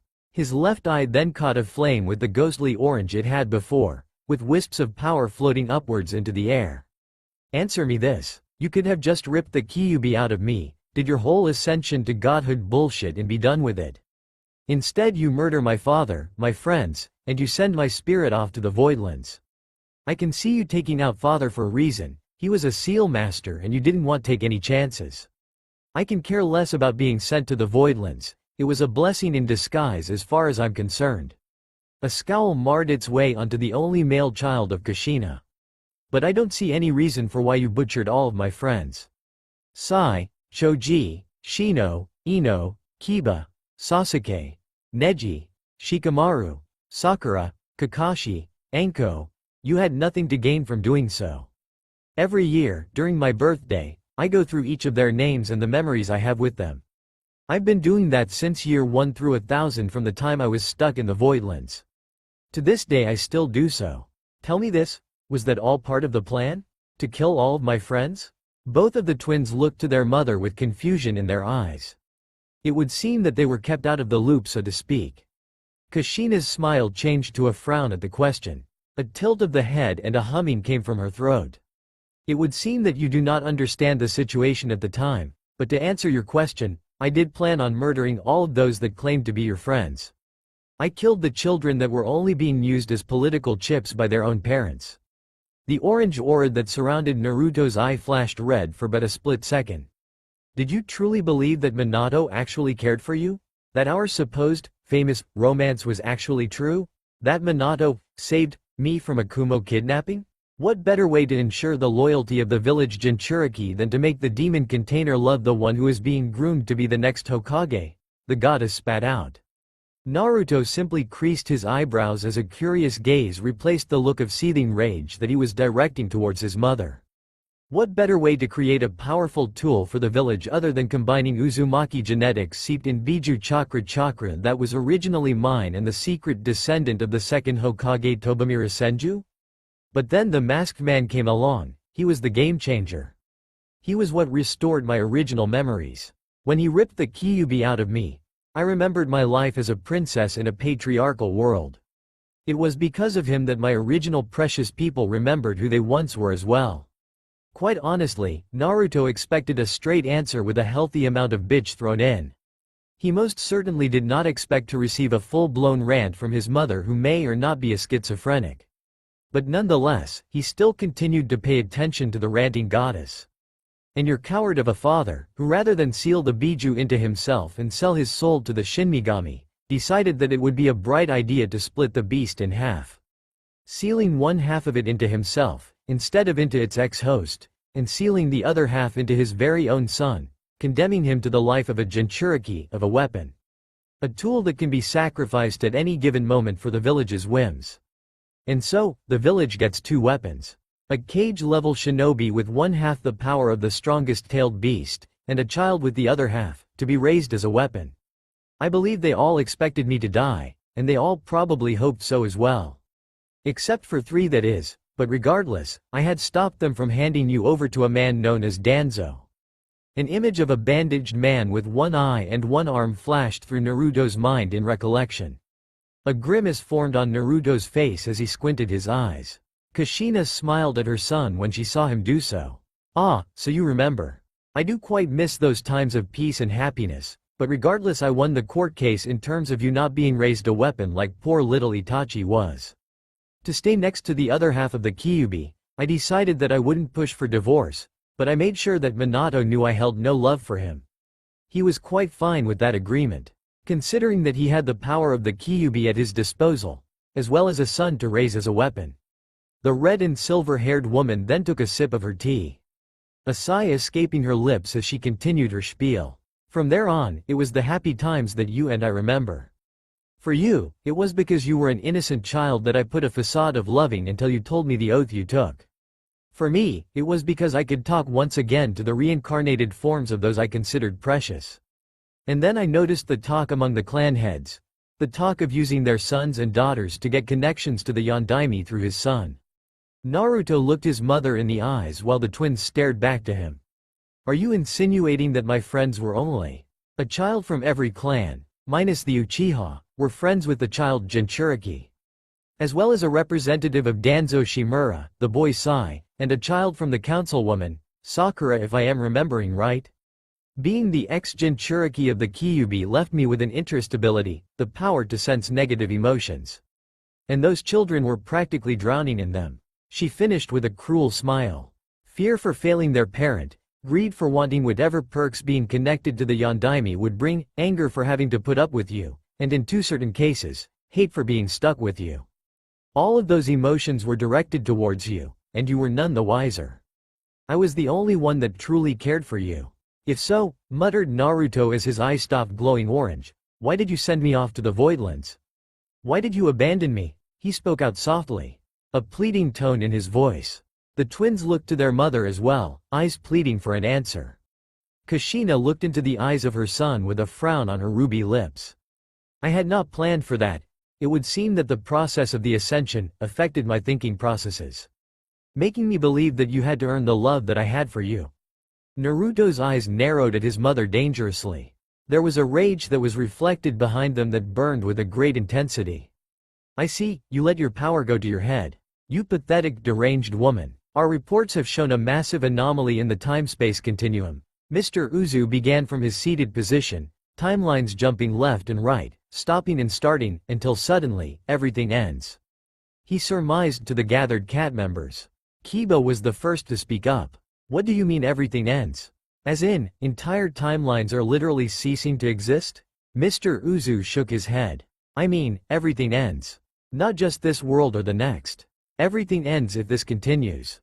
All of existence will cease to be if this is kept up," he said in a grave tone. The seriousness of the issue had already made its way home. Sasuke grimaced as he took in the information being presented to him, swirling the contents of his still hot cup of coffee. "So whatever is causing this, is erasing worlds and dimensions one by one? Or is this something that will just be the end result of the anomaly running wild? Whatever it is, it's erasing world one at a time. Only problem is that if this keeps up, it will cause a chain reaction just from the pure amount of paradoxes that keep piling up. That is what would cause everything to end. Our world is just the final push that will be needed to end it all. It may already be too late to stop it." Mr. Uzu breathed out. Shikamaru narrowed his eyes in thought while strumming his guitar. "That is unless we can get the drop on it, right?" Neji smirked at Shikamaru. "Ever the smart one, right, Shika?" The blind drummer then turned to Mr. Uzu. "Are we directly in its path or are we just after a pit stop?" the Hyuga asked. "If my calculations are correct, and they always are, then there will be one stop just before Earthland. A place all of you sans Shika should be very familiar with, me included," Mr. Uzu said with a light smile. Kiba's and the rest of 777 members, sans Shika, eyes widened. "You mean to say that the stop before Earthland is Daedalus?" the cat lover asked. Mr. Uzu nodded his head in confirmation. "We're going to have to drop everything we're doing to prepare for when this, whatever arrives in Daedalus. That means that you're going to have to drop your Zarif research, Sasuke. Shika, I'm going to give you every bit of info I got on this thing. You know what to do. The red-haired coffee shop owner then turned to Neji. Neji, I'm going to need you to figure out a way for our bodies to generate magic in a non-Iterano environment. I don't need to stress the urgency of this, do I? Neji smirked and gave a thumbs up just as Mr. Uzu's phone began to ring.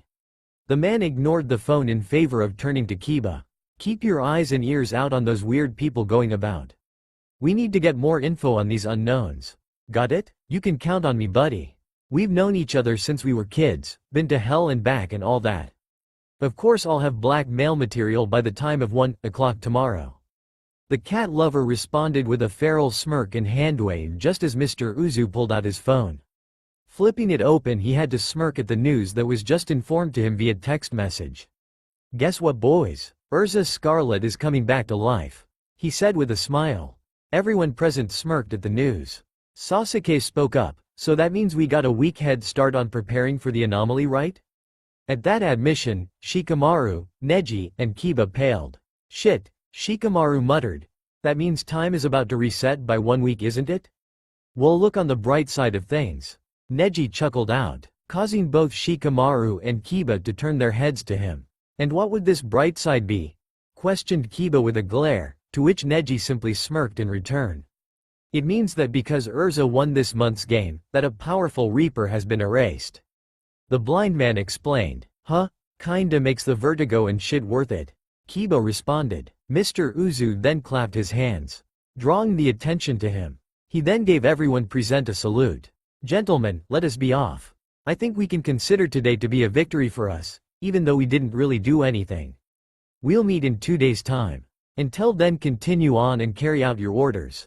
Dismissed. I'll take this job. I'll look after my half-sister, even if she isn't aware that she has you of all people for a mother. But do not think that this will change anything. 6 years of happiness and love is nothing compared to 1,000 years of pain and fear. The last thing he saw before time reset itself by 1 week was his mother's face, as well as his sister's. His mother's face looked content, as if she was happy about the proceedings, while his sisters looked sad, while at the same time angry with him for the things he told their mother. He honestly could care less. And with that last memory of them in mind, he awakened from the sensation of vertigo and pain. Waking up in his bed, with a strange golden bracelet around his wrist made of chains. He knew what it was a binding contract. To signify that he had made a deal. He only uttered one sentence before he went back to sleep. My mother is a freaking schizophrenic bitch of woman. And then he was out like a light. Enter the Tin Pin Slammer. Naruto Uzumaki sat in his train cart. A week had passed since the reset. A week had passed since Urza Scarlet had come back to life from the Tower of Heaven event. It was a new day, and due to the time reset caused by the Reapers, yet another dimensional distortion had been created. That was something that most people were unaware of, but Cat wasn't. The blonde-haired mage was sitting in his train compartment asleep, his face the very visage of calm as his mode of transportation carried him to the town of Magnolia. He had a mission to complete in that town, watch over Urza Scarlet, the Titania. And although he didn't want anything to do with the one who gave him his job, his mother, it was either ignore her and let the world fall to chaos, or actually give a damn and possibly change the outcome of things. Didn't mean he wouldn't do it with clenching teeth and drag his feet through the mud all the way. It was just the way he was. But right now, he was sleeping, perfectly content and completely at peace. Nothing could wake him and take him away from his blissful. You drool in your sleep. His eyes snapped open. His right iris exploded into orange as 2 Gaster blasters appeared from the void and aligned themselves to the sides of his person. Jaws open and magic completely charged to fire at the woman at the other end of the compartment. And then the cat member realized who his unexpected guess was, and his eyes softened. The orange glow of his right eye died down as his Gaster blasters vanished from the plane of existence they were on and returned to the void. Hello Veronica. It's a pleasure to see you again. He spoke with a genuine smile as he crossed his legs and relaxed into his seat. He took the headphones off of his head and settled them down around his neck as he stared into the woman's crimson and slitted eyes. Veronica Alvear was the very picture of beauty. A paragon of what a woman should look like. From the red and white Victorian dress that came down to her stocking-covered, high-heeled feet, to the golden French braided hair that laid over her shoulder, to the prim and proper seating stance that she sat in as she stared into Naruto's eyes. Around her neck was a silver necklace that had a blood-red crimson ruby impeded into a golden cross. And around her left finger was a ring band made entirely of sapphire, the same shade as Naruto's eyes. Her skin was a pale shade that only served to enhance her ethereal beauty, and her ruby crimson lips made her something desired by all, but touched by none, save one. Just remember, hell hath no wrath like a woman scorned. And this woman embodied that idea. This was a woman that could install the fear of all things primal into Naruto, but at the same time she was a woman that he respected above all, save a few. Naruto smiled to her as he held out his hand to the woman. "It's nice to see you again, milady. A few years give or take, what's the occasion?" The ethereal woman shook his hand as she returned his smile with a blank face devoid of emotion. "I seek to hire your services. I have a request that I want you to fulfill. It is time you returned the favor you owe me." Naruto schooled his features as he entered business mode. His face became blank, his eyes hardened and lost that cheerful glimmer. "So what will it be? A hit? A hostage situation? Do you want me to extort someone? Or is that someone was stupid enough to piss you off?" With a snap of her fingers, Veronica summoned a small stack of papers. She handed them to Naruto and she pursed her lips. Naruto raised his eyebrow as he read through the papers. "Quite the track record this fellow has, a serial murderer with a penchant for necrophilia. I also note that he has exclusively been targeting your folks. Seems like this guy pushed all of your buttons as well. If you're going to me of all people, you must want him dead." A scowl marred the woman's face as she clicked her fingers together. "This hunter has been targeting the people of my courts. It is one thing to kill some insignificant nobles, but when you target those that directly share my blood, then you will have your death wish granted." Naruto turned to the last page of the packet and narrowed his eyes. "This guy's an idiot, making an open declaration and taking one of your house's family hostage? Guy's a loon, that's for sure. Though that does make me wonder, this is old news as far as I can tell. Why haven't you already made a move?" A sad light entered Veronica's eyes as she tilted her head downward. "We already know that my baby sister is already dead. The family tree told us so a day ago. A minute before we were ready to begin our assault on the scoundrel who did this." The blonde at the other end of the compartment let his eyes drop a bit as he looked at the slightly shaking form of the powerful woman across from him. He felt the need to hold the woman in an embrace, but refrained from doing so. Veronica was a woman that took the pity from no one, not even family. She was just like that. Well, most of her family was like that. "How soon do you want this guy dead? With Cat's resources at my fingertips, I can find this guy quicker than a flash," he said with a grim smile. Veronica raised her head and stared into Naruto's eyes. Tears that were threatening to fall out were just barely visible. "I don't want him dead, I want him to become my personal toy. I want to hear him scream from what I will do to him, that's why I've come to you. You always manage to deliver, and I want this man alive, kneeling in tears and agony at my feet. Begging for release, to want nothing more than to be released from the confines of mortality, but I will not let him rest," she said with a commanding tone that was characteristic of her noble lineage. Naruto held out his hand to seal the deal. "Mess with any member of Cat and you would have the rest of them on your ass. Mess with an employer and you would wind up missing the next day. Mess with a personally respected and frequent employer, well, when Cat is asked to do one of its more shady jobs, they really live up to their boogeyman reputation." Veronica sent him one of her rare small smiles that sent shivers both up and down his spine as she reached out to shake his hand with hers. And like that, Naruto Uzumaki had accepted a job from the only SSS-ranked vampire in the entire world, Veronica Alvear of House Vlad. Q-Ost. YouTube. Character choices. Naruto walked out of the train with his back slung over his shoulder with a smile on his face. The cobblestone tiles clattered beneath his metal-plated black leather boots as people passed by him. With a sigh, he began to walk out of the Magnolia train station. Exiting the station, he began to walk the well-tiled brick road of Magnolia. Colorful houses and two-story buildings of red, yellow, light blue, dark blue, green, and multiple tiles. The town's Riverwalk was a tourist attraction that ran through the entire town of Magnolia that was shaped like a cross, and intersected underneath the large Gothic cathedral in the center of the town, Kartha Cathedral. Naruto walked past a 3-story brick building with 6 windows that was in between 2 other 2-story buildings, their walls practically touching each other. He absently noted that there was someone fighting another person on top of the building. He ignored them, it wasn't any of his business. The riverwalk had a small wall to prevent people falling in. Said wall happened to be a small hedge of flowers of different colors that was lined up along the entirety of the riverwalk. As he ran his hand through the roses and bluebonnets, he saw that across from the river a beast man was turned to stone by brown-haired woman with a rather impressive bust that she wasn't afraid to flaunt. He noted that Fairy Tail had gotten a much better guild hall in comparison to the old one. He then remembered that they had rebuilt the place after Phantom Lord had taken a sledgehammer to the place. Although that begs the question, why was the courtyard so empty? It was a pretty nice place as well.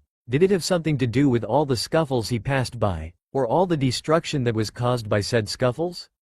As he walked into the guild hall, an incredibly spacious space with a wood flooring, a stage, a bar, a second floor with pool tables, and many regular tables on the first floor, he noted that there were a few stone statues of scantily clad women on the stage. And then he recognized that the stone statues were actual people in Fairy Tail. Mira Jane Strauss, Bisca Mulan, Levi McGarden, Lucy Hartfilia. The rumors surrounding that girl were outrageous.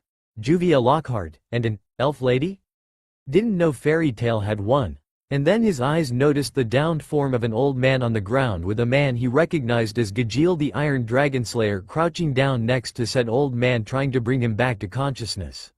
Shit, Makarov. Naruto cursed as he moved down right next to the incapacitated old man. Ost.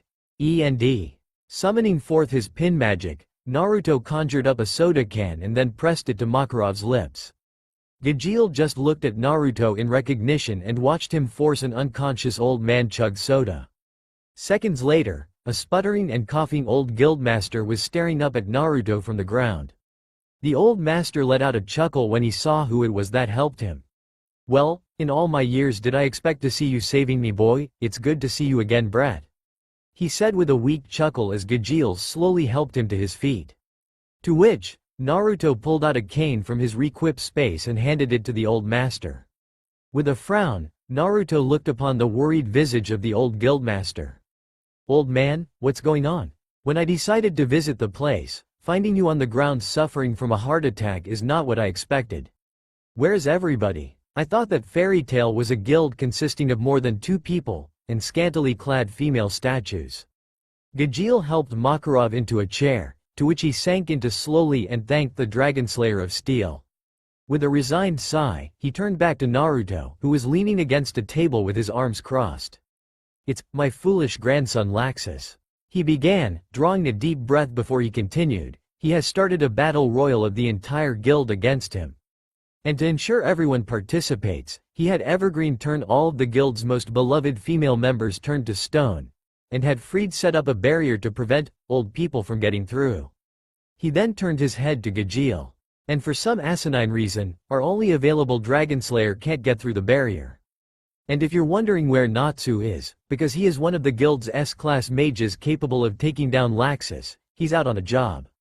He was supposed to return today, but got caught up on something during the job. The old man then turned his gaze towards the petrified women. Urza was able to break out of the spell, somehow, and then left to hunt down Evergreen to free the rest of the girls. Said that it would get rid of the hostage situation, leaving Laxus without any bargaining chips. As soon as those words left his mouth, cracks started popping up on the stone statues. Crinkle, crackle, pop, and the beauties of Fairy Tail were released from their petrification. Although, it would seem that coming out of a petrification spell is incredibly draining on the spell broken. The ladies of Fairy Tail all collapsed to the ground.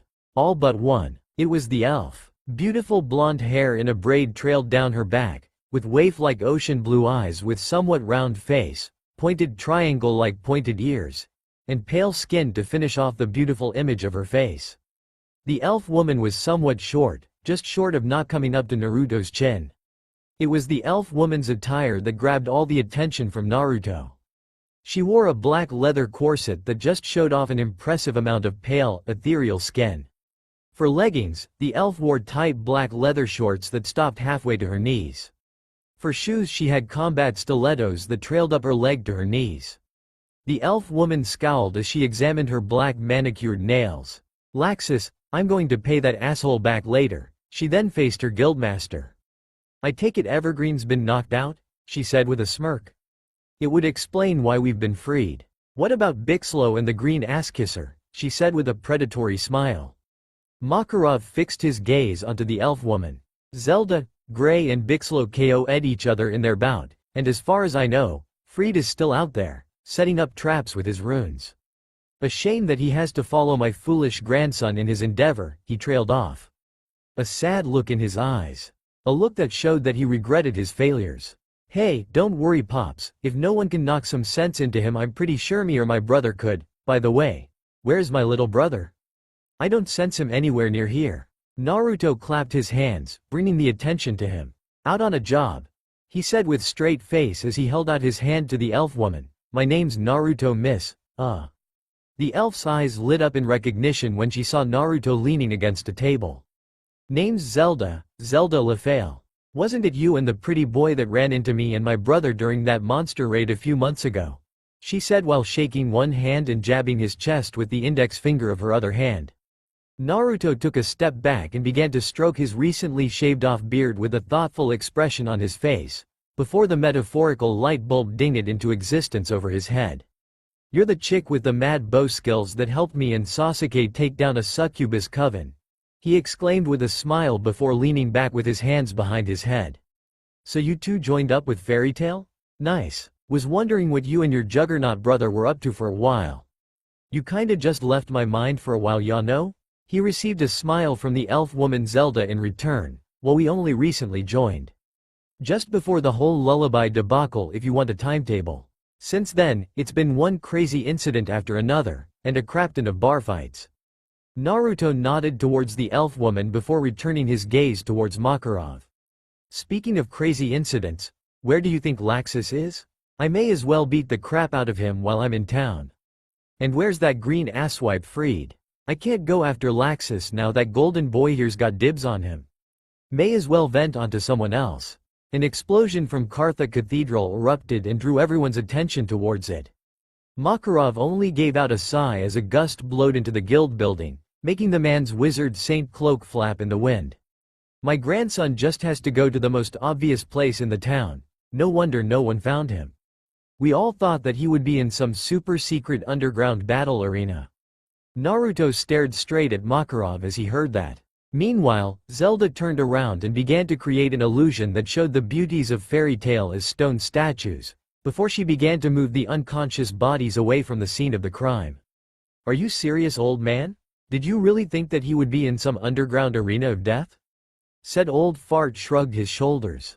"It would be the first time it's happened. After how many years since the last time it's happened? About 10 to 9. Give or take since I kicked Ivan out. Thought he would return to old roots considering I expected this to be something that Ivan whispered into his head from the shadows." Naruto still just stared into the wizened wizard's eyes before giving out a forlorn sigh. "Well, may as well go ahead and kick the shit out of Laxus so that stick comes out of his ass. That or beat him till he gets enough brain damage to come back to his common senses." Makarov leveled a look towards the back of Naruto's retreating form. "Just promise me that you won't hurt him too bad." The mage let out a small laugh. "You know my past, old man, I don't make promises. But I'll try to hold back for your sake." Naruto then left the Guildhall with Zelda following after him soon enough, leaving behind a man to feel his age crawling up his spine. "That's all I ask for you to do. Now then," he turned his gaze to a frowning Gajeel, who was leaning against a table with his arms crossed. "I need you to do something for me, Black Steel. Something only you can do due to your status among my guild." As it turns out, the reputation Fairy Tail has concerning property damage was 100% true. And Naruto was seeing the aftermath of the guild in action, passing by ruined buildings and destroyed carts, stands, and whatever as he made his way towards Kartha Cathedral. Not even the ground was spared. There were craters among the walkways, roads, and festive areas. And this is the place that's going to be my base of operations for who know how long. I really don't want to be here, and when am I going to get some results on the Hunter case? Normally Cat's information archive network is faster than this. Walking at a brisk pace, He turned the corner and came upon the entrance stairway to the inside of the cathedral. Coincidentally, a red-headed woman in a very revealing armor that resembled that of a Valkyrie did the same, except it seemed that she was running. Urza's in her Heaven's Wheel armor. For a split second, Naruto could have sworn that he saw her eyes light up when she saw him, but he dismissed it, and opted to instead give out a lazy wave with his hand. Yo. I'm currently lost on the road to life, can I have some assistance? Faster than he thought she would move, Urza appeared in front of him with an aura of authority surrounding her. No, I am very busy at the moment. Do you know where Laxus Dryer is at the moment? She answered, demanded. Honestly he was at a loss for words. He kinda expected her to answer him considering that he heard that Urza Scarlet was a courteous person and tended to help out people in need, but he did get the scary bit that people whispered in fear-addled tones. He had an inkling that she was an angry drunk, that would explain a lot. But even then, he did not expect for her to not even give him a chance to recover and answer. Instead she just slammed her head against his and began running past him while he was on the floor holding his noggin. For the love of all that is holy and ramen related, she hits just as hard as mom before she went bonkers. Well, at least I don't have to deal with her when I bring Laxus down a peg or two. Wonderful, just wonderful. This job is off to a great start. Just look after your baby half-sister. No one said I would have to deal with inter-guild troubles. Shaking his mind from his thoughts, Naruto got up from the ground and turned to the stairway, and began to ascend upwards. All the while whistling a jaunty tune with his hands in his pockets. Laxus felt him approach. It was an instinctive feeling he knew considering he was a censor mage, able to feel the current power of other mages and magical creatures. But he was a different sort of censor mage. He could sense the color and density of a person's magic. And the level of power he was sensing was definitely an S-class mage with the potential to reach sulfur monosulfide class. Maybe even SSS class like Zarif did. The classification system was something that wasn't just limited to mages. It also reached down to monsters, elven tribes, merfolk, spirits, demons, elder beings, and regular normal people. Rank was never something given out for political reasons. If you had a rank on the system, it meant you earned it through pure power alone. There were bigger fish than just Zarif and Agnologia, the other dragons, and famous mages. People tended to forget that there were silver werewolves, ancient vampires, army-destroying necromancers, terrifying fiends, nine-tailed kitsunes, biju that roamed the world, world-class assassins, serifs, legendary samurai, almighty goddesses, and one demi-fiend. All of that's just the tip of the iceberg. It's a world full of giants, and the mages were but a small part of it all.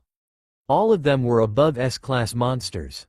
SS-class monsters is what they were. The only reason humans could defeat them at first was because they used trickery and ambushes. SSS-class kitsunes, vampires, and werewolves only ever came from certain tribes or families. With very few exceptions. Agnologia himself was a SSS-class monster, with only a few other dragons and creatures in the world being on par with him.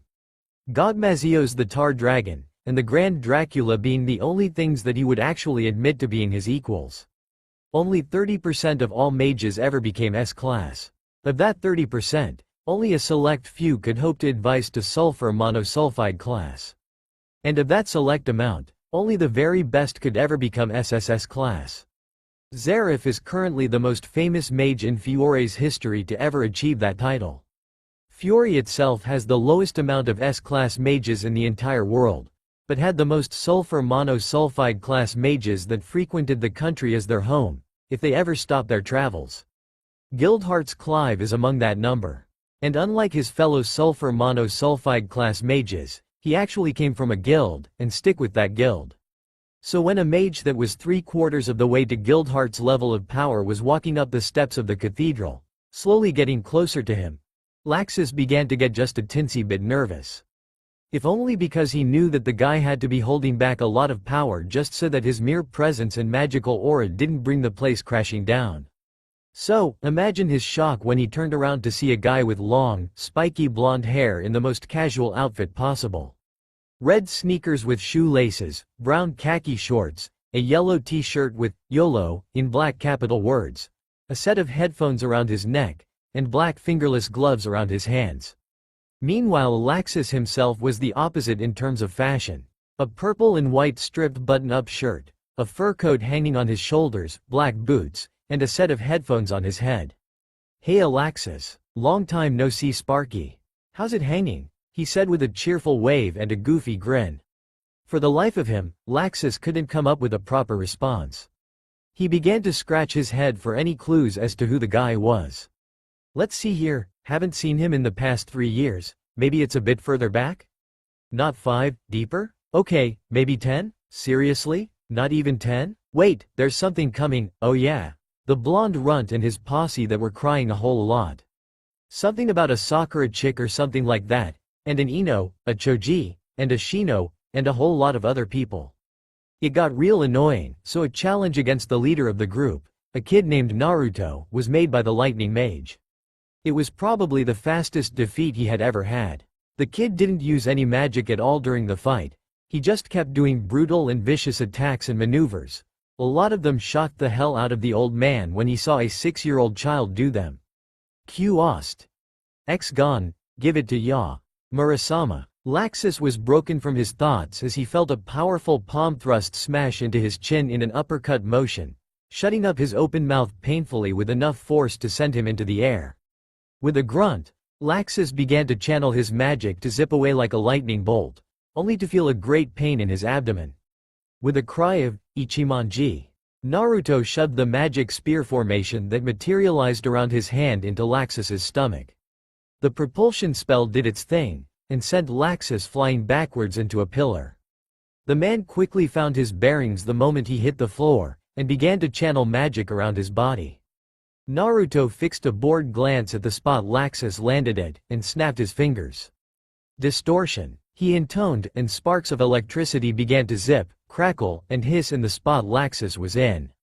With an alarmed look flashing onto his face, he used his magic to zip-zap away from the radius of the spell, becoming lighting and dancing across around the pillars of the cathedral, and snaking around on the ceiling. Yellow electricity burst into action, and exploded from the spot from the radius of Naruto's spell, arching around the cathedral and making the air smell of ozone as it chirped and chirped around his ears. With a grim smile, a asterisk click resounded inside Naruto's head. Without even taking his hands from his pockets, he casted his next spell, "What's up, Thunder?" he shouted, and the effects were instantaneous. The leftover lighting from the distortion spell suddenly zeroed in on Laxus's lighting form and began to relentlessly pursue him across the entire cathedral, around pillars, up the altar, around the windows, and down from the ceiling. In the end, however, Laxus managed to make the lighting impact the ground and disperse, before he made a beeline for Naruto's unprotected back. Returning to his original form of being a human, Laxus cocked his fist back and shouted out the name of his spell before his lighting-covered fist made an impact with the back of Naruto's head. "Lighting Dragon's crackling fist," he yelled, only for Naruto to completely disappear from his spot in front of him, making Laxus stumble a bit before canceling his technique. "Wah, how the he?" A roundhouse kick slammed into the side of his head from the back, sending him flying through a pillar, and slamming Spread Eagle against the wall. With a pained grunt, he fell to the floor, landing on his knees and panting from exhaustion.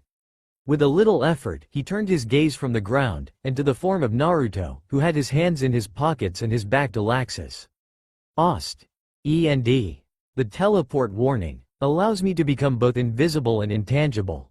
Pretty damn useful, right? Only in quick bursts though. It's got a bit of a recharge period though. Was considering using the whirly-gig juggle instead but decided to be a bit more practical." A growl escaped Laxus's throat as he got up from his kneeling position. "I remember you. You and your group of whiny brats were in town and the old man decided to help you for no reason." A condescending smirk found its way onto Naruto's face. "Good, so you do remember. I thought that you completely forgot the ass beating I gave you so long ago." A snarl escaped Laxus's lips as he glared at the casual-dressed man. "Why the hell are you here? You got no reason to interfere in fairy tale business." At that, Naruto stopped smiling. The very air became charged with tension as he bored his gaze into that of Laxus's. "How about a different question, buddy? Here's this. Do you think that the most horrible person in the world can be a good person if they just tried?" Laxus was honestly confused with the question. And he was even more confused as to why he decided to actually answer him. That's hopelessly naive. Only an idiot would believe that. A chuckle escaped Naruto's lips when he heard Laxus's answer. Well, let me ask you a different question. Do you want to have a bad time? 'Cause, if you take another step into this fight and don't turn around, you are really not gonna like what happens next. He said with deadly seriousness. A complete turnaround from the cheerful and goofy person that walked into the building.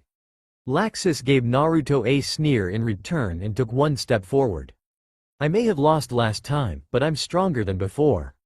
With a roar he ripped off his shirt, and showed the world his powerful physique. The fangs of his mouth elongated into canines, and his eyes turned into slits as lighting Dragon Slayer magic crackled and zapped around him. And with this power, I'm going to rip you to shreds, he roared out. Naruto only sighed before slipping his hands out of his pockets. Sorry old man, looks like I'm going to have to rough him up. Shouldn't take long. In the end, Gajeel and Urza came onto the scene a little late. All that they found was an unconscious and bloody Laxus slumped into a corner with piece of paper that had an address for a coffee shop tucked into his pocket, and no trace of Naruto in sight.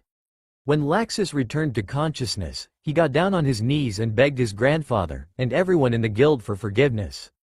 Something to which quite a few were originally reluctant to give, but gave it anyway. It still wasn't enough to stop Laxus from exiling himself from the guild, leaving it after a tearful farewell hug from his grandfather. It would be later that night that the festivities of the Harvest Festival would be underway. And watching it, from the top of Kartha Cathedral, would the blonde mage known as Naruto Uzumaki be seated. So what, after beating the shit out of them you tell them your life story and you sympathize with them? That's how your therapy spell works. Sounds lame. Well, it was originally going to be called the therapy jutsu, but it's kinda of a different time period and everything. This is the era of magic, not the era of shinobi. We got magic, not chakra. A snort. Remind me again, how did the era of shinobi end? With your mother creating this reality, was it? He said while watching the float that had all the dancing fairy tale girls on it. Mira, Lucy, Levi, Kana, and Zelda. A sigh escaped Naruto's lips. He seemed to be doing that a lot. He mused for a second, before pushing that thought away. It was after she was done ripping out the Kyuubi's power and ascending to godhood. Or is it reclaiming it in this case? I honestly don't know, he muttered at the end, making his rooftop companion shoot a curious look at him. Q-ost. Fog-bound lake extended. Well, it starts off after she killed me, sent me off to the Voidlands, whatever. What she did was that she used her power to literally rewind everything back to the point where her sons died. After that, she took away everything involving chakra, split the world into two. A world that had her and her followers and a world that didn't. She favored one world obviously, so she blessed her chosen people. She made these people highly attuned to nature. These people become the sages of old. Wells of wisdom that people could go to for advice for any reason, and they would always have something to say, regardless of how petty the reason may be. After a couple of years, she decided to try her hand at creating things. And so she started off simple, with plants. He then turned to the third person on the roof standing behind them, and stared at him point blank in the eyes. Want to know what she made on her first attempt? Silence was his answer. Then again, he kinda expected it from the guy. With a shrug he returned his gaze back towards the parade going on. She made the life tree Yggdrasil. Yep, that Yggdrasil. And like all trees, it created oxygen for all the pretty little denizens of the planet to breathe in. Except this tree spewed out a special oxygen, one laced with the scatterings of its own power. You two following me so far? He received a shrug from his sitting buddy, and silence from Tall and Strong. Now, let's go back to the sages. It's been a couple hundred years, and the sages' descendants have taken their places. Except they've evolved from the sages of old. These guys could literally carry a piece of nature's essence with them every they go. They had a special little organ that held a small amount of nature energy. This stuff would go through their bodies every time they breathed, and gradually strengthen them, till they got to the point where they could literally smash mountain into dust with one hand. Pretty damn badass, right? Now let's go back to Yggdrasil, why don't we? You see, an entire group of people decided that they would make a city around the entire life tree. I mean, no one would dare attack such a sacred object, much less a city surrounding it, and dare to risk the wrath of Kushina, the motherfucking rabbit goddess, right? And it seemed like the sages had the exact same idea to boot.